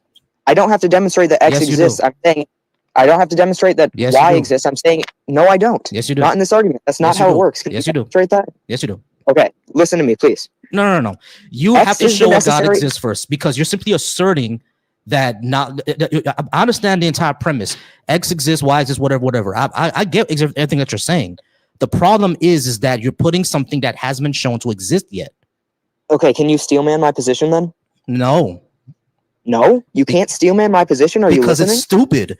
You have to show a God exists first. The transcendental argument for a God is stupid because of this reason. You're not showing a God exists first. That's the entire problem with the premise.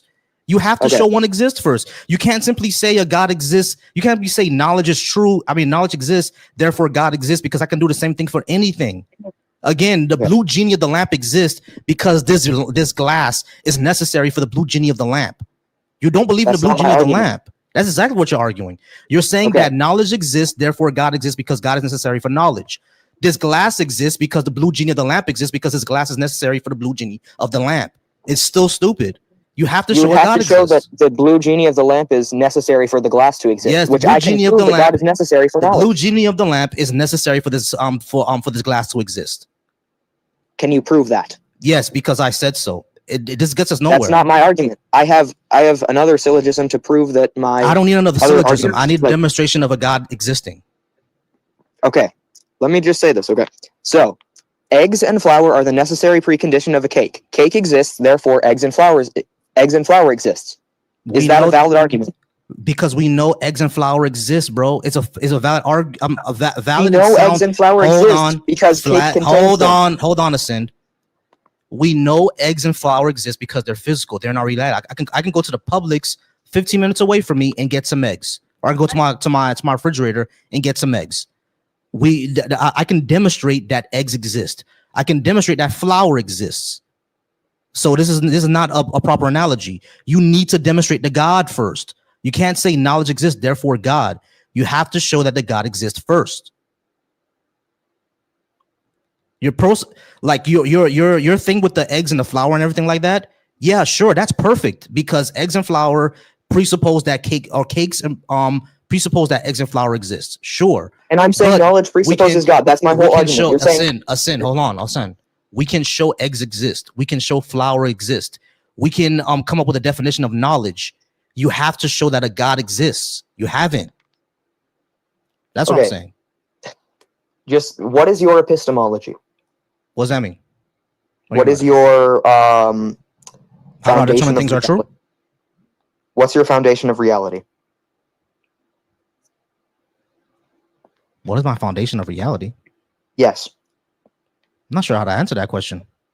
You don't know? Okay. What is the thing that makes other things true? Evidence. Evidence. How do you know that evidence is what makes things true? If it's testable, it's repeatable, if it's demonstrable, if it's empirical. Okay, so you're saying that empiricism is the way that we know things, right? Mostly, yeah. Can you use empiricism to prove empiricism? I'm not sure. You're not sure? No. So you're saying we need to use empiricism to prove everything. Can you use empiricism to prove empiricism? If you're not sure, then we can't use empiricism to prove everything. Okay. So empiricism is not the foundation of reality then, right? So what is? I'm saying God is the foundation of reality. Demonstrate that. Because God is necessary for knowledge. Demonstrate that. Okay, here we go. Here's where we're getting to something. God is necessary for knowledge because knowledge is utilized through the laws of logic. One of the laws of logic is the law of non-contradiction. These laws of logic have to be universal, immaterial, and infinite. Correct? No, this demonstrates a God. What? This doesn't demonstrate a God. You're just going into arguments again. What demonstrates the God?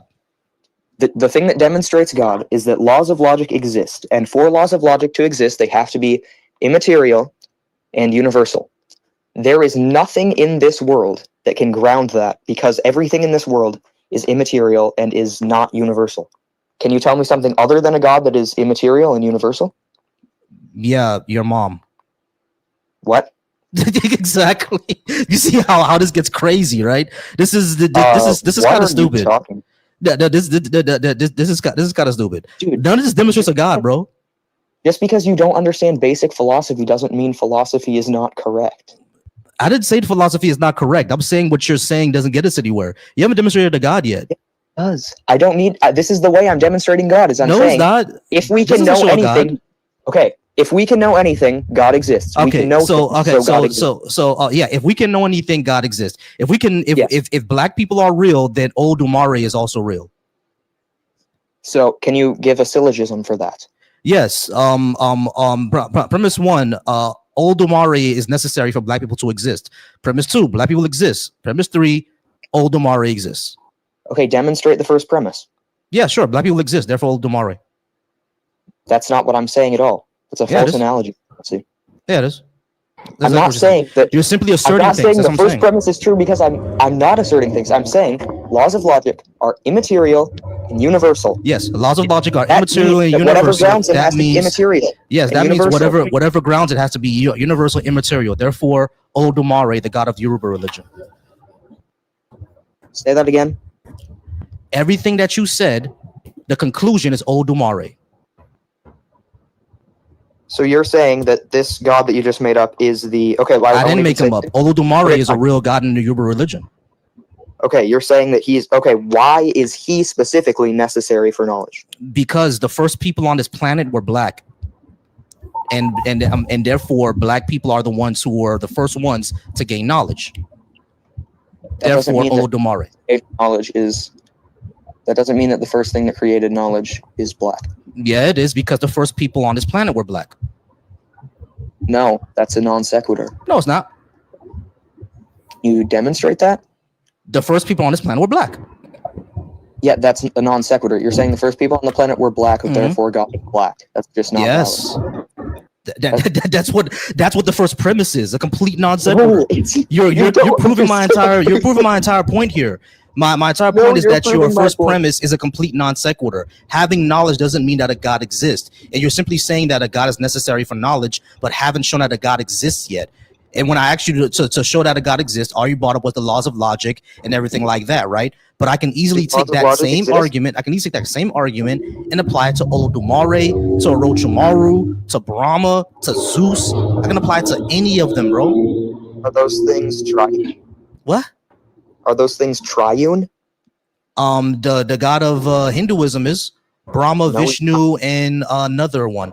Brahma, Vishnu, and another one is triune. Give me a second. Demonstrate that, please. What do you mean demonstrate? It's part of the religion. What do you mean? Yeah, can you show me from their sources? There's Brahma, Vishnu, and Shiva. That's the other one. Brahma, Vishnu, and Shiva. Three gods does not equal one. They're the Hindu Trinity. What? There is no Hindu Trinity. They believe in. There is a Hindu Trinity. No, there is not. Yes, there is. You want me to show it on the screen? Yes, there is. There is a Hindu Trinity. You are so. Oh my gosh, I'm gonna lose my. Yeah, I know you're gonna lose your mind because you don't know any of this shit. There is a Hindu Trinity. Would you like me to show it on the screen? Sure, man. All right, sure. Let's and when you show and when I show you the Hindu Trinity, what are you gonna say? I'm not gonna say. When I show you the Hindu Trinity, what are you gonna say? You have to show me at first. I'm not gonna have to say anything. I don't have to tell you what I'm gonna say because you're not gonna be able to demonstrate it. I don't think you even know what. Holy fuck. Well, man, you don't. Holy fuck! It's right there, bro. The Hindu Trinity, known as the Trimurti, is a concept of Hinduism where cosmic forms function of creation, preservation, and destruction, as personified by three major deities: Brahma, Vishnu, and Shiva. Hinduism has a Trinity, guy.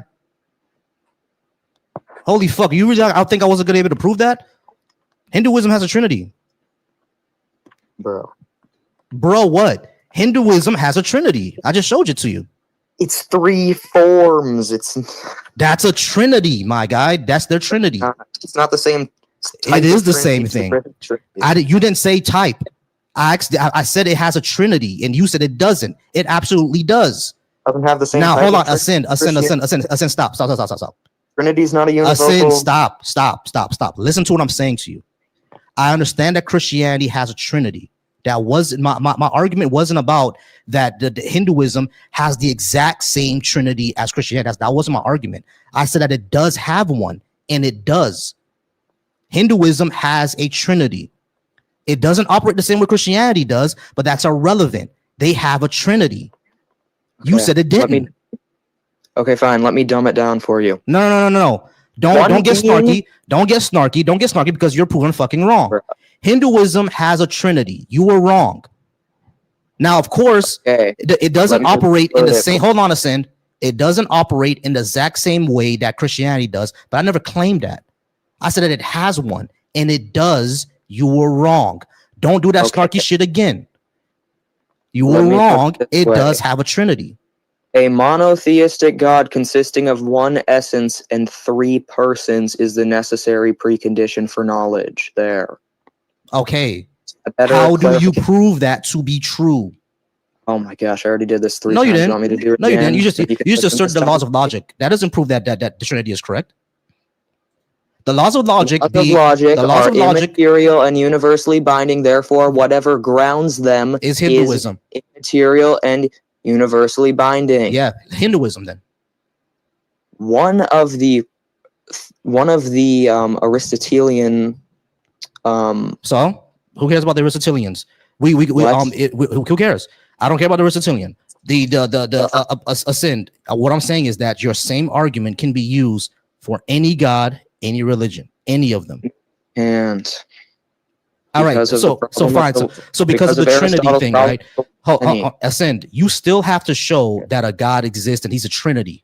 You still have to show that. No, you didn't. The laws of logic doesn't show that the Trinity exists. It doesn't. Yes, it does. No, it doesn't. Because the necessary entailment, you idiot. Exactly. Yeah. Okay. Ascend. If you do that again, I'm just gonna drop you. All right. Because I didn't assault you, did I? You were getting pretty Did I annoying. assault you, Ascend? Yes or no? No. I mean, all right. So why are you coming insult? Why are you coming at this with this heat and all insulting and shit? I didn't call you an idiot this whole time. I feel free to. I can crash out and tell you to suck my dick, but I'm not gonna do that. You can feel free to. I don't care. You can insult me all you want. No, I'm not gonna do that because I actually want to have a conversation. How about not be rude? Is that can you do that? Sure. Okay, cool. So you can not be rude. Great. Now you've gone over time with me and Ariel and I'm sorry, Empress. Ariel and Empress would like to have a talk with you next. All right, Ariel, go ahead. What did you have for Ascend? Yeah, I don't really. Sorry, my neighbor's cutting their grass, but I don't really care for the philosophical arguments, especially this one, because the most I could give you is that you're gonna run into logic being necessary, but asserting the God, especially the fucking Trinity, like I don't know how you're gonna substantiate that, especially when you're saying you don't have to because the argument itself is the fucking evidence. I don't care for philosophy. I don't really have an issue with it. I just don't care to engage with it because all you're gonna do is insert God where I don't agree. So I don't really get into it. I don't care that much. Okay, so can you tell me what the prompt is then? It's the prompt. The prompt is there's no good evidence for God. Do you know what the definition? You haven't given any. Yeah, the definition of the word evidence is something which tends to prove or disprove something, and that includes philosophical argumentation. So I can use philosophical argumentation just based off the definition of the word evidence. So real quickly, I too despise evidence. Bill I'm sorry, Empress, give me a second. Evidence is any information, fact, or physical object used to establish the truth of a claim or support a conclusion. Its form of application vary widely depending on context. Where'd you get your definition from? Dictionary.com. Yeah, yours from dictionary.com. Cool. Yeah, which one? Merriam-Webster? Fairly certain. Yeah, I don't remember what dictionary.com is. All right, cool. Evidence. An outward sign. B, something that furnishes proof. C, a visible sign of something, usually in plural. D, something as testimony or writing on object submitted at a judicial administrative proceeding. That's what Merriam-Webster says. You want to go with Merriam-Webster? I'm actually which dictionary you're using. I'm just using the colloquial definition. I was just using dictionary.com. Something that furnishes proof, that would work with philosophical argumentation as well. Something that furnishes proof. And what is proof? Yeah. What is proof? Mm-hmm. You want me to just look up the definition of that? Yeah, proof is any factual evidence or logical argument that establishes the truth, validity of existence of something. Is that what we're going by? This is actually what you're going by. How about the Merriam-Webster definition of proof is? All right, I'm sorry. Let me let Empress go. Go ahead, Empress. All right. So as I said before, I do despise Phil Bros, but I'm just going to undercut some of the things that he said before. So when you were asked for evidence of there being a God as one of your arguments, and I was even saying to make the claims that you were making, you would have to prove that a God was necessary for knowledge, because that was your P1. That was, wait, hold on. Just stop talking. Just stop talking. Right? That was part of your P1, right? But that aside, then when you were asked for evidence of there even being a God, you went off into this thing about, oh, well, I'm going to give you an example. If I say that, let's see, eggs and flour are necessary for a cake, and I give you a cake, then that means that eggs and flour were used in the cake. Well, you know what? I can show you recipes that say I can replace the eggs with applesauce. I can also tell you off the top of my head that I can make cheesecake with eggs and not a lick of flour. So this is why we ask for evidence, proof of things that that would back up your assertions. Because I can give you a cheesecake and there will not be not a single bit of flour in there. No flour, right? Which would make your argument moot for the cake. Because cheesecake is a type of cake, right? Yeah, that was just an analogy. Obviously, analogies are not perfect. Yes, it was an analogy, but I'm showing you why we ask for actual evidence, not for the bullshit, Ilbro lines that you've been using. Philosophy. This is the problem. Is valid as evidence. No, it's not. No. Look, no. Because see, now what you were doing was this is not philosophy. This is evidence that you were supposed to provide. You didn't have to choose philosophy can be evidence. No. This is philosophy cannot be evidence. Philosophy is a way of thinking, right? We ask for evidence. Do you have evidence of a God? No, you do not. Yeah, if you want to redefine wait, hold on. Let me go to the next piece. There is no Trinity. There is no Trinity in the Christian Bible. Oh, let's go there. Please, let's go there. I want to do that one so bad. That is so fun. The Trinity is extra biblical, which is why not every Christian church or denomination actually believes in the Trinity. They're not Christian. No, they can definitely be Christian and not believe in the Trinity. You have to hold to the Nicene Creed to be Christian. So now you do not have to believe in the Trinity to be considered Christian. And see, you've already how you move so quickly through fuckboy. You know what? Let me not insult you. You want to change what the definitions are, but I'm telling you, the Trinity is not in the Bible.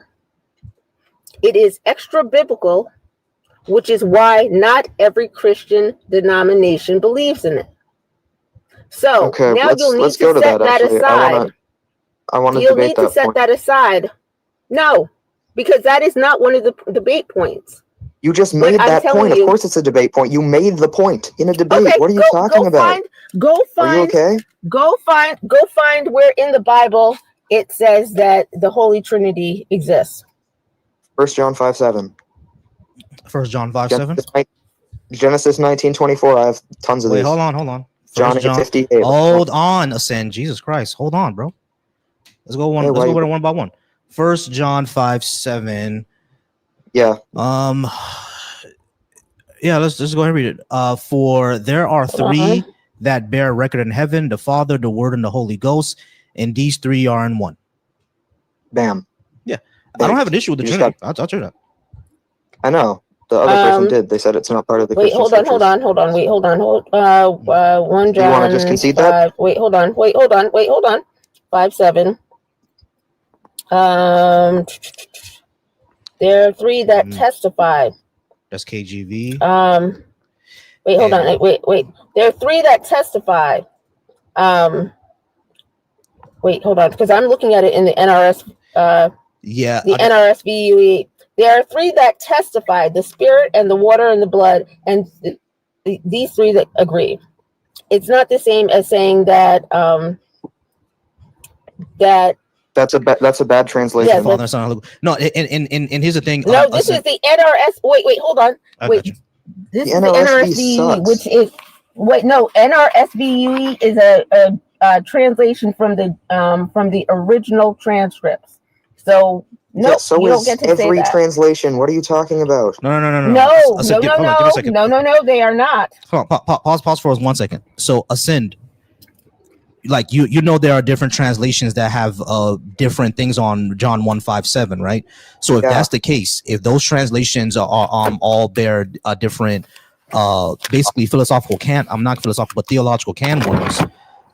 of worms, why should we go with your interpretation instead of one of the others?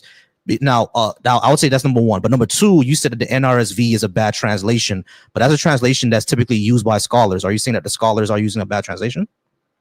Yeah, I don't go with the scholarly consensus as my epistemology. So I can demonstrate for sure it's a horrible translation. So Ascend, I'm not saying that you have to go with them for your epistemology. I'm saying that for biblical criticism, the people who learn the language, the ancient languages, and understand how they're written, have access to the to at least a copy of some of the manuscripts.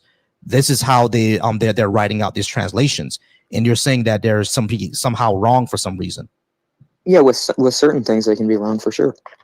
All right, cool. So if certain things can be wrong, and if I'm not mistaken, you're reading from the I was reading from the KJV. We know the KJV is also not a good translation. It hasn't been a good, and we know even scholars from like the 1800s have said that the KJV is not a good translation. So I was reading from the KJV, and if that's not a good translation, KJV does suck as a translation. I don't use it. All right. So which one should we use to that's the best translation? You're willing to just roll with that one? The NRSV? No, you're willing to roll with whatever translation I want to use? That's what I'm asking you. What translation are you using? The Legacy Standard Bible. And why is that the best one? It's very modern. It has the most recent manuscripts, and it's based in examinations of church history. And it's divinity. You would be using the NRSVUE or the NRSV. What?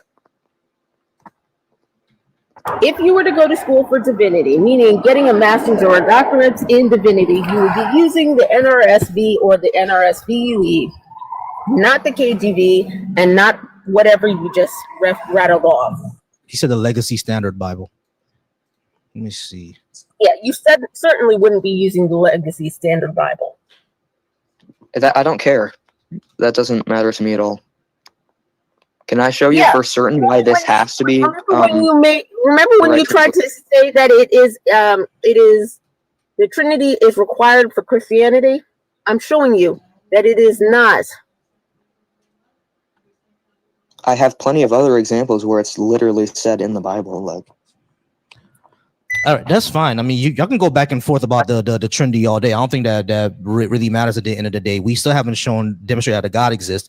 The laws of logic doesn't necessarily show that a God exists. None of it does.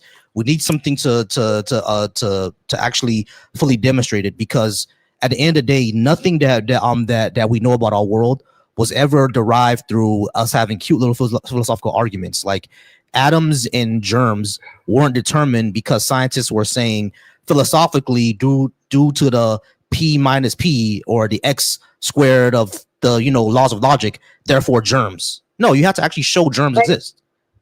And you haven't shown that a God was required for knowledge. What was your name again? All right, her name is Empress. All right, Empress, give me 1 second, because I do think Nayois is the one with the Sailor Moon on her profile, and that's gonna be the last one, because I don't want to jump us in, because we do have to get to the next person. But if you have time for one more ascend, I have Nayois up here. Is that Nayois or Noise? It's Nisha. Nisha. Thank you. I do apologize. I'm so sorry. All right, yeah, so okay. Yeah, it's Irish. All good. All right, Nisha, I think you had a few more things for ascend, but it has to be really quick, because I do want to move on to the next person that I have on the stage, and I gotta go ahead and get out of here. Go ahead, Nisha. What did you have for ascend? Yeah, I just wanted to kind of like back up what Empress said, that like, yeah, this whole philosophical angle really doesn't help because like even in the first place, gods in general were never born in philosophy departments.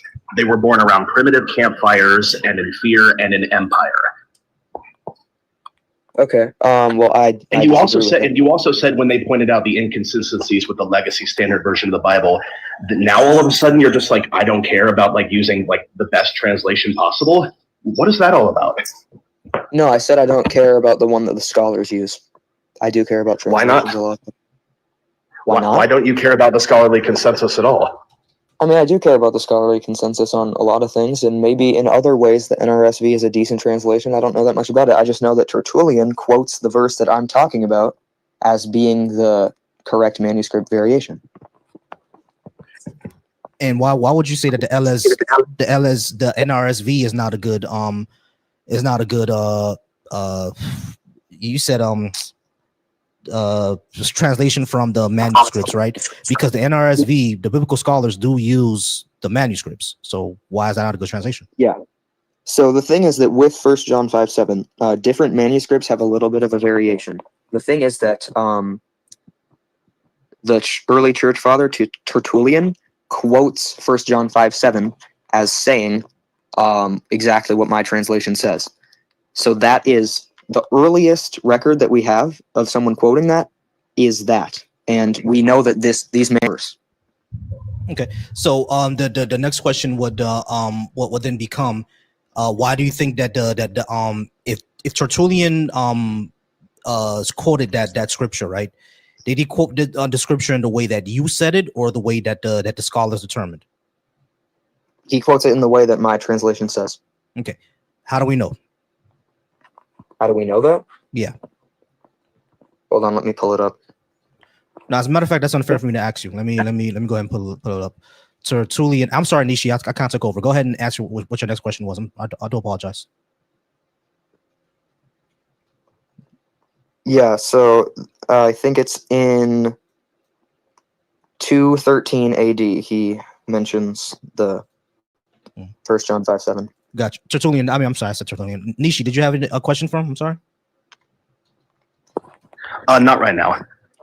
All right, Tertullian, 1 John 5:7. Yeah. Quotes. Well, after these texts would have been written. All right. So looking this up, I have a source here that he actually did not directly quote that. But that's something deeper. Because again, I personally don't care about that. Tell you the truth, I know that a majority Christian theology is Father, Son, Holy Ghost. So that's something I have a beef with. I typically don't care. But all right, Ascend, we're gonna go ahead and move on. But I do appreciate you being on. I have one more person in the stream yard. I have not the man, the legend. I was gonna call you Legend. All right, let's talk to Legend. Okay. Legend, how's it going? Are you at least 18? And which number did you want to talk about? It's going well, and yes, I am. Can you hear me okay? Yep. So I want to talk about leftist policies are better for society. You sound very familiar, Legend, but we're going to go ahead and keep going, keep it rolling. Okay, so leftist, by leftist, do you mean Democrat? No. So what do you mean by leftist? Can you explain that? Like leftism, socialism, essentially. Well, what country are you referencing leftist? Because leftist in America means Democrat. Leftist in America doesn't mean Democrat. The leftists have said for a very long time that Democrats aren't left. They're left of the Republicans, but they're not the left. They're center right. When it comes to they're center. Did you say Democrats are center right? Yeah. So when it comes to I'm 41 years old and I've never once heard anybody say Democrats are center right. When it comes to what countries I'm talking about, particularly talking about the Scandinavian countries, and China for some parts of it, not all parts. Okay, so here in America, though, the left means Democrats. It doesn't. So Joe Biden was on the right? He was pretty much a moderate, yep. He was a moderate. No, he was on the right? No, he was a moderate.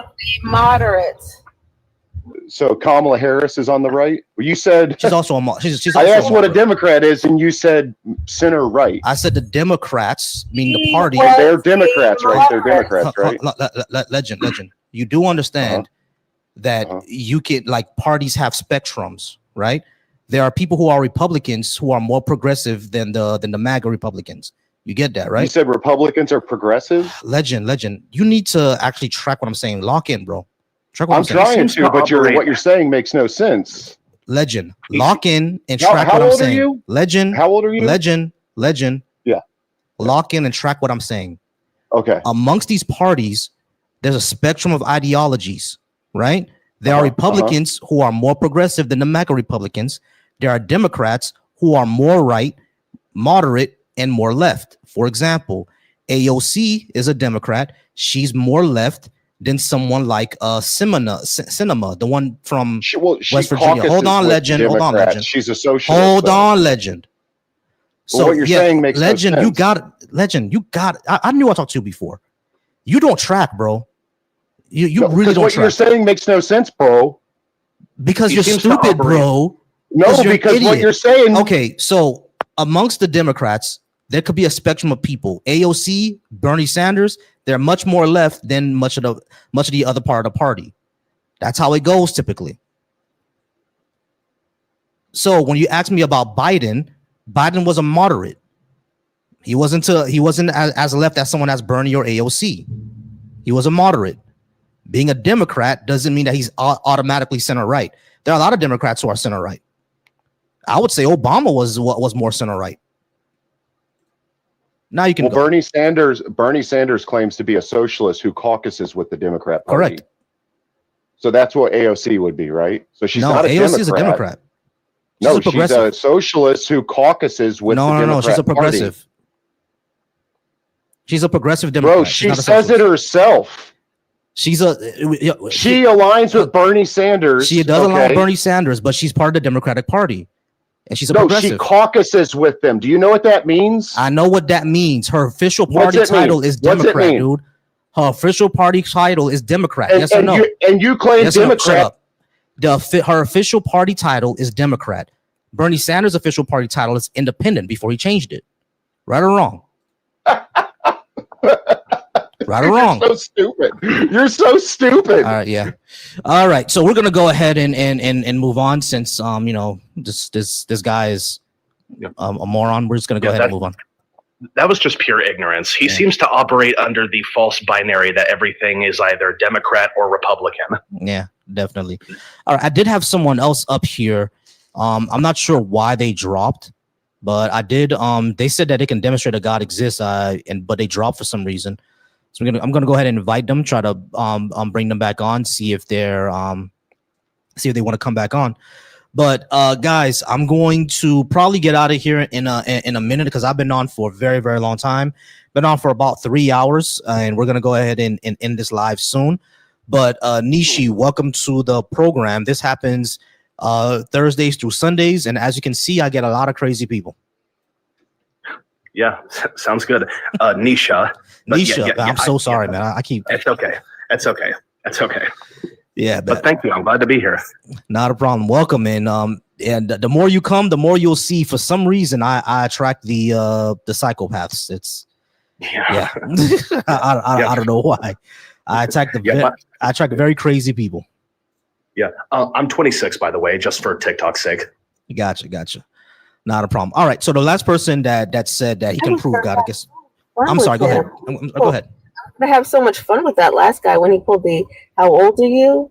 Because he was 41, and I was gonna pull the once he thought he was gonna have fun saying, "Oh, I'm older, I know better," I was gonna stomp on him with that one. Yeah, when he thought he ate. Yeah, when he thought he ate. Because I'm Gen X. Oh. I knew I spoke to him before. I knew because he sounded so familiar.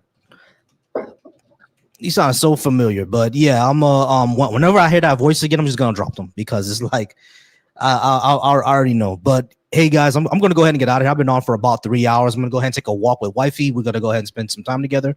But I appreciate you guys. Love y'all. Appreciate y'all. Hey, y'all, remember to follow Empress. I've been on panels with Empress, and very, very intelligent, very informative, has lots of good things to say. Y'all make sure to follow Empress. Empress, tell the people whenever you go live or whatever you do. Yeah, I follow Empress. I do follow her. She's awesome. I'm intermittent. I'm going to start going live more often. So I'll just start putting it in my bio when I do. Definitely. All right. And Nisha, find me on a lot of panels. Gotcha. And Nisha, I did get your name right this time. All right. And Nisha, well, do you ever go live? Where can we find you? And sure.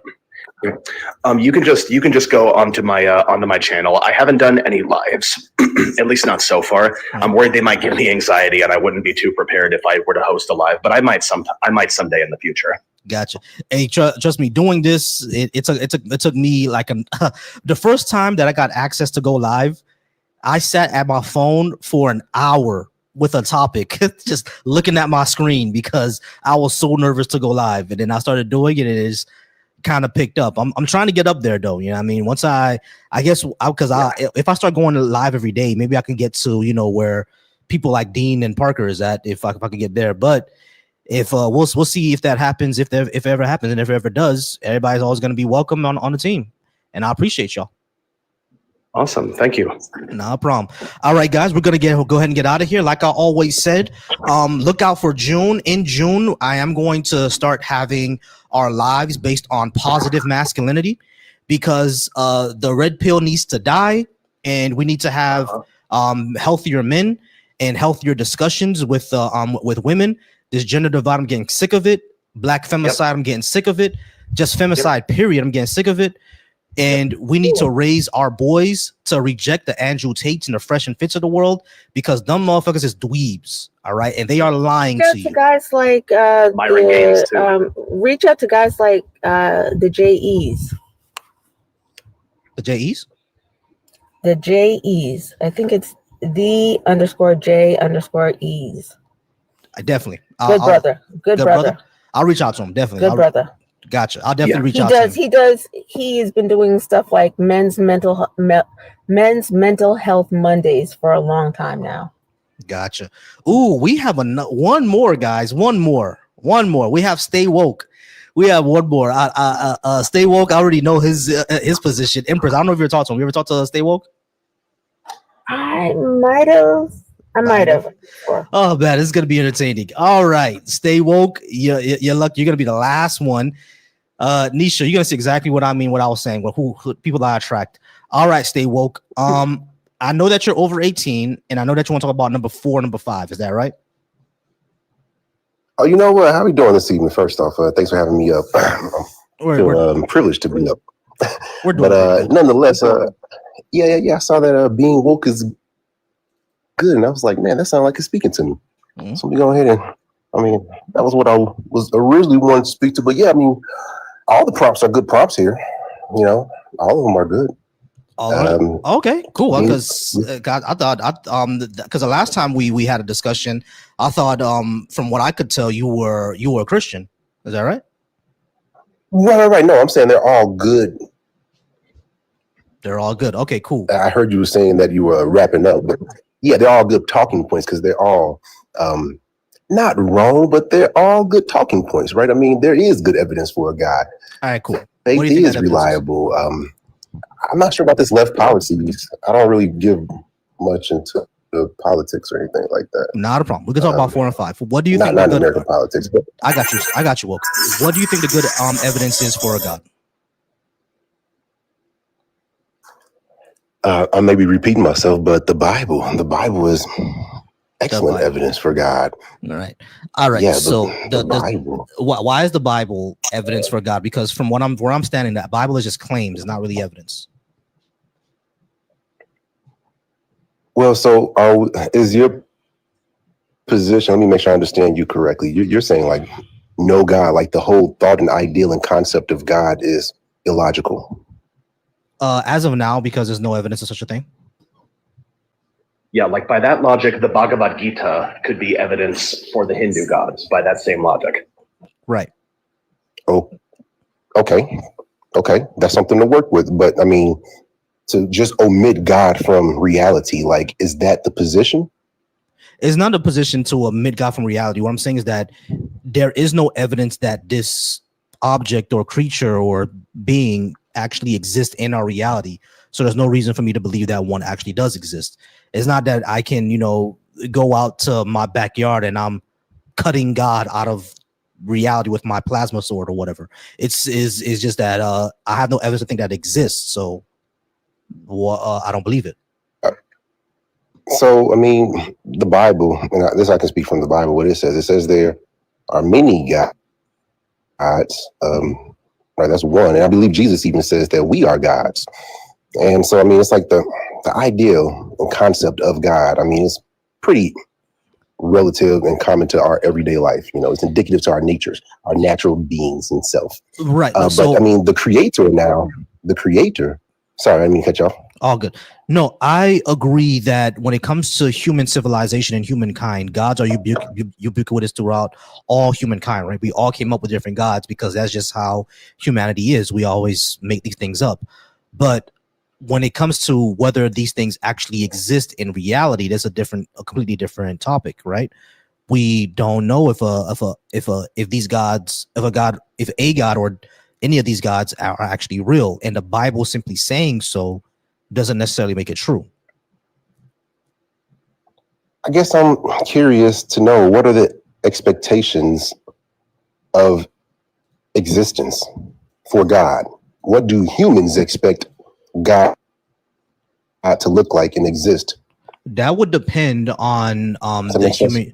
That would depend on the human that you're talking to. But I would say if a God exists, she'll probably look like Anak Yoy. Do you know who Anak Yoy is? Oh no, I do not know. Let me show y'all something.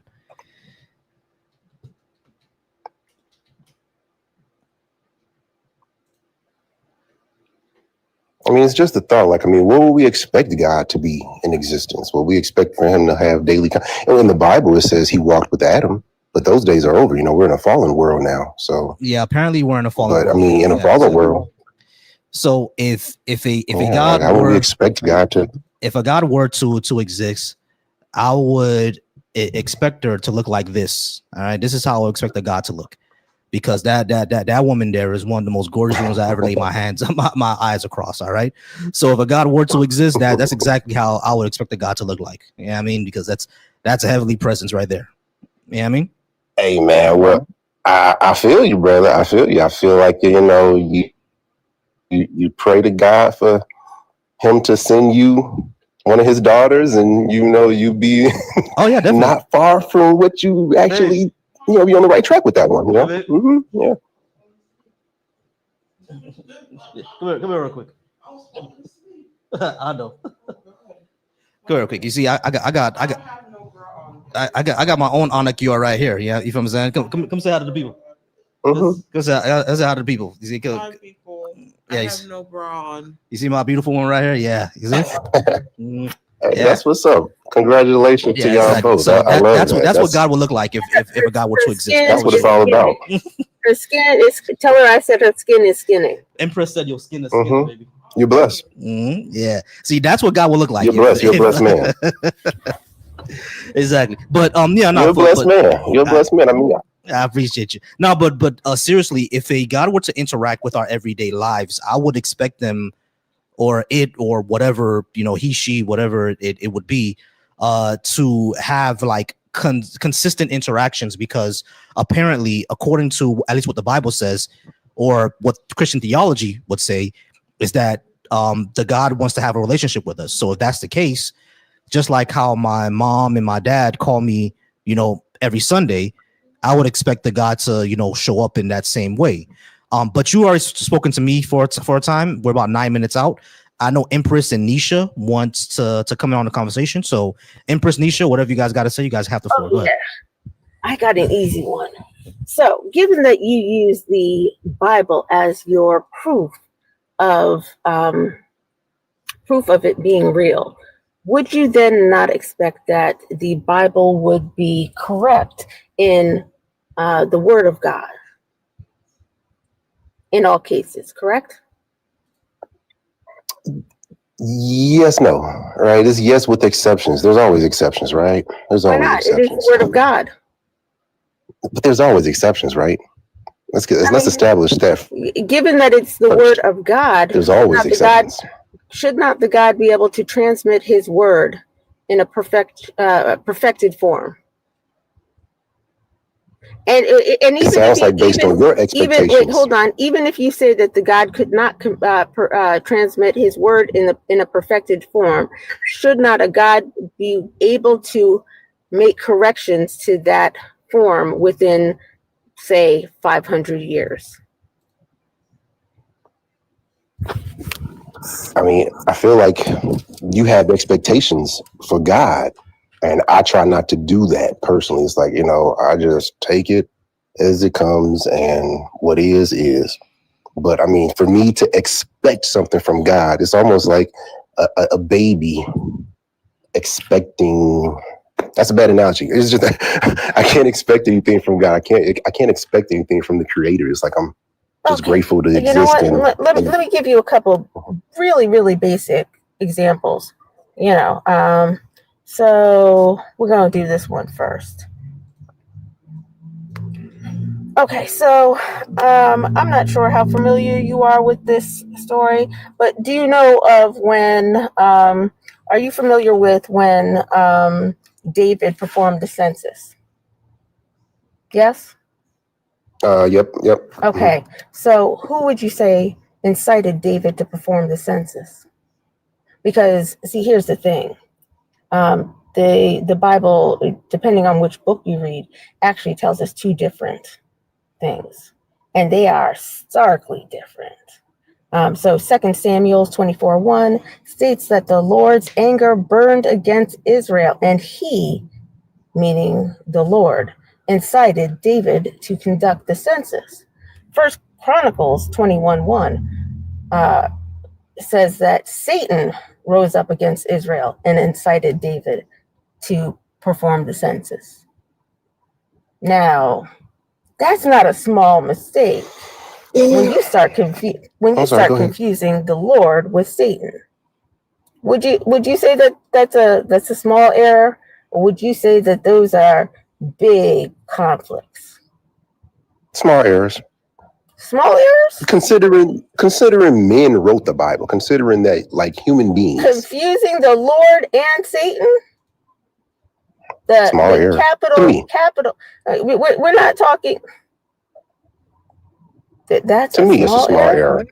That's a very small error. It's minuscule. I don't know, man, because that opens up a huge theological can of worms, doesn't it? Because Satan is supposed to be like the evil entity, right? And God's supposed to be the loving good one. And both he is stories supposed to be the accuser. Yeah. Right. See, we too deep, we too woke. I mean, it's not. Wait. Would you say that if you have 4 people who were supposed to be at an event, that they should give the same story, let's say, of what your last words were? Yes. In modern times, like with myself, yeah.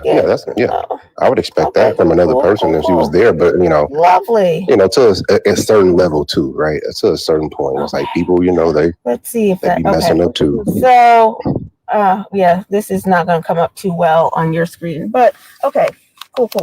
So, when we look at what the Gospels say were Jesus's last words on the when he got taken out, the 4 Gospels actually give 4 different stories. Now, I will say Matthew and Mark very, very close because Matthew kind of copied off of Mark. So they're very close in what they say. You can go to Mark 15. Let's see, 34 through 37. And look at Matthew 27:46-50. And really the only difference in them is what the quote, which is Eloi, Eloi, lima, and I will always butcher this, sabachthani, right? As opposed to Eli, Eli, lima sabachthani, right? And it says, when some of the bystanders heard it, they said, listen, he is calling for Elijah. Someone ran, filled a sponge with sour wine, put it on a stick, and gave it to him to drink, saying, wait, let us see whether Elijah will come to take him down. Jesus gave a cry and breathed his last. Okay, so they're very, very similar, but, except for, a couple of words, very, very similar. However, in Luke 24:36, then Jesus, crying out with a loud voice, said, Father, into your hands I commend my spirit. Having said this, he breathed his last. In John 19:30, when Jesus had received the wine, he finished.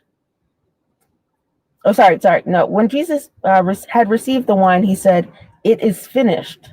Then he bowed his head and gave up his spirit.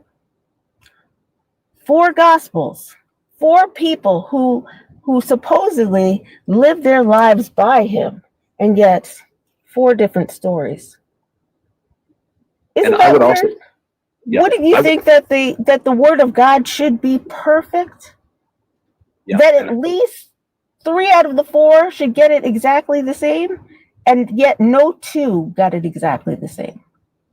Yeah. Would that not suggest to you that this is a problem with this being your proof of the word of God? And that's just 2 of the many examples of the imperfection that can be found in the supposed word of God.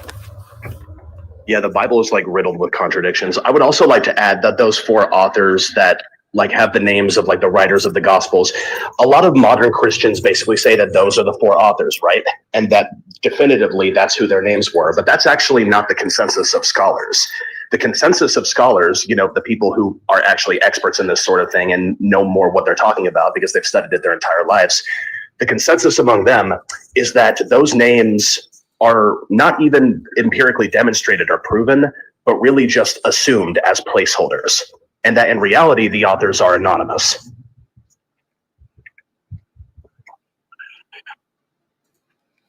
Makes sense, Stay?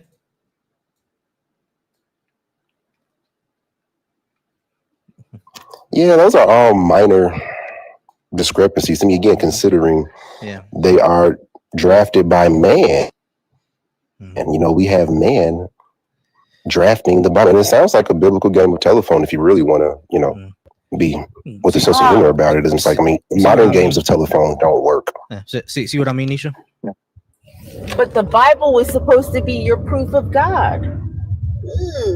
Yeah, I agree. It is much like a game of telephone. That's precisely why it doesn't work.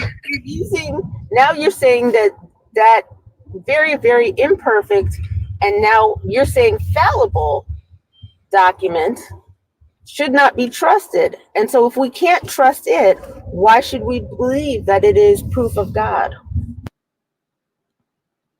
Oh, no, I didn't say we shouldn't trust it. I mean, it's totally trustworthy. Again, but these are minor discrepancies. But here's the problem. These are trustworthy, but these are not minor discrepancies. These are major theological plot holes. Like, these are not minor, bro. Like, this is the Lord of mankind, right? The Savior of mankind, and the people who apparently are writing down his story do not know what his last words were. They don't agree on that. It's a huge theological can of worms, because now which story should we trust? Which one of those are right? If any of them are. So much less there's not one story. The Lord with Satan? The Lord and Satan? Should we be worshiping Satan? That's another big issue. I want to say that. Go ahead, Steve. You shouldn't put so much emphasis on a scripture here or there, like cherry picking scriptures and putting all of your, eggs in one basket, or a few baskets, rather. It just doesn't seem it doesn't seem wise, I mean, it's like we know this is it, and if this is what you were brought up in or indoctrinated in, to have a sense of humor, it's like, for what reason would you, like, it speaks to a larger issue when you hit a point in life and you turn away from what you were brought up in. It's like, it speaks. I don't think you're really actually here's the thing, State. I think you think that you're responding to what we're bringing up here, but you're actually not. We're not talking about what we're brought up in, etc. We're saying that. No, I'm not. I was pivoting there. Yeah. These are major theological issues, right? So it's like, how can we trust this still? Yeah, it's not cherry picking. It's literally pointing out major discrepancies. This isn't stuff that like are minor details that, for all we know, don't even have to be contradictions, like how many angels were at the tomb. This is stuff like, how did Judas die? Who carried the cross? How does salvation work? How does salvation work? Well, is it faith alone, or is it by works too? It's by faith alone. No, but there's also a verse that says that faith is dead and that works are required for it. Yeah, see, that's so which is it? Paul. I'm telling you, it's faith alone. You can believe me or not. Nope. So here's the thing: Paul bastardizes the message of Christ. So which do you pick now? Do you pick Christ's message or what many churches go with, which is Paul's message?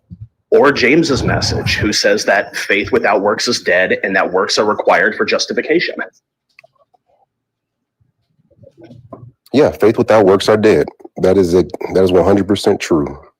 So it's not by faith alone. Right. I stand corrected.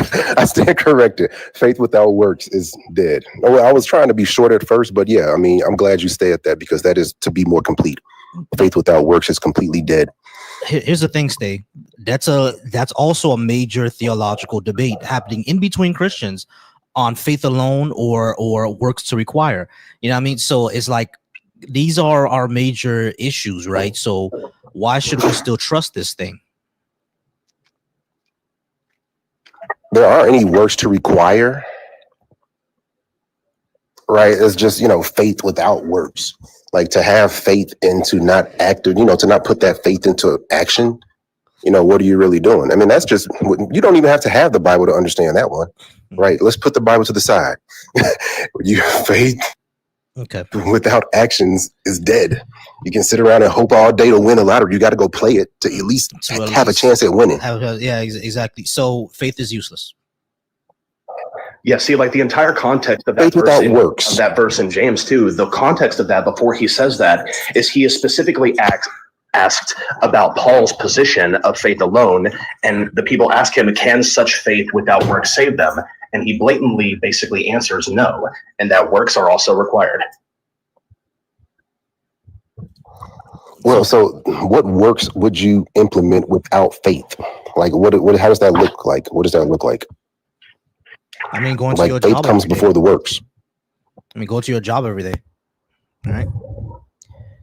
But he brought up, why would you stop following something that you had been indoctrinated into since childhood? So stay woke.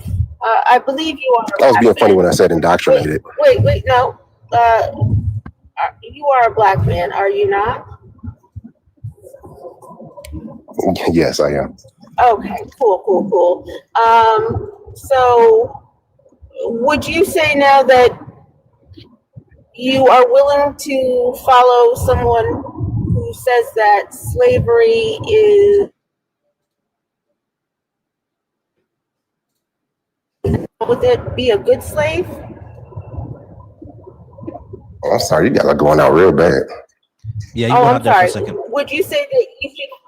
You say that you should be willing to follow somebody who suggests that slavery is a positive thing and tells you to be a good slave? That you and your children can become chattel slaves passed from one generation to another? Yeah, this is the popular go-to, it sounds like, for every lie. It's like this. It's a very here's my take on it. It sounds like everyone but it's so trivial. These are all trivial things that are meaningless, and it's like, I mean, really, when you read the Bible and consider it in its full context, you understand what's going on. You are telling me now that slavery is trivial, correct? I hope he's not saying that. It can be a trivial matter. Yeah. Slavery wordplay, semantics, historical context, all that stuff. All it right. Be a trivial matter. Considering all things. Hey, woke. For our history, me, you, and Empress, for our history, is slavery trivial?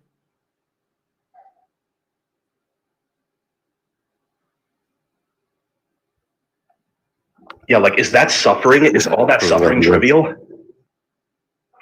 You went out there for a good 10 seconds again. Okay, I'll ask again. For myself, for you, for Empress. I'm not sure if Nisha is black, but for our history, as a matter of fact, even if Nisha is not black, I'm talking about for Western society, and personally for us as black people, for our history, do you think slavery was trivial? Absolutely not. Right. Okay, cool. So that was something it was something huge. That was exactly. It's a huge turning point in history. Yeah, the newest type of. Cool. It's a huge turning point. I gotta go soon, y'all, just to let y'all know.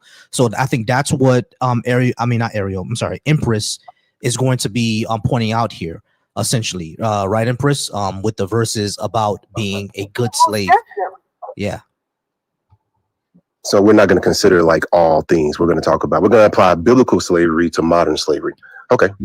Yes, because biblical slavery was very similar to modern slavery. And in fact, if you were to look at what transpired, especially in the US, it is what our system was built on. They used the Bible for justification. And just last Sunday, the Pope apologized for that. Mm-hmm. Pay attention, slave. Yeah, I heard that. It makes good for TV. Who's next? That's my question. Who's next going to come out and apologize? Who's coming out next to apologize? It makes good for TV, guys. Turn that TV off. Just prior to that, the Scottish Church had come out and apologized. Mm-hmm. So the thing is, what we're trying to point out here. I'm not clapping for that, though. Honestly, no, that doesn't mean that affects me in no way, shape, or form. Understood. But we're trying to point out, is that the way that it operated in the West, what happened to us, our ancestors, and what happened to Western society because of this, they took a lot of that from the Bible itself.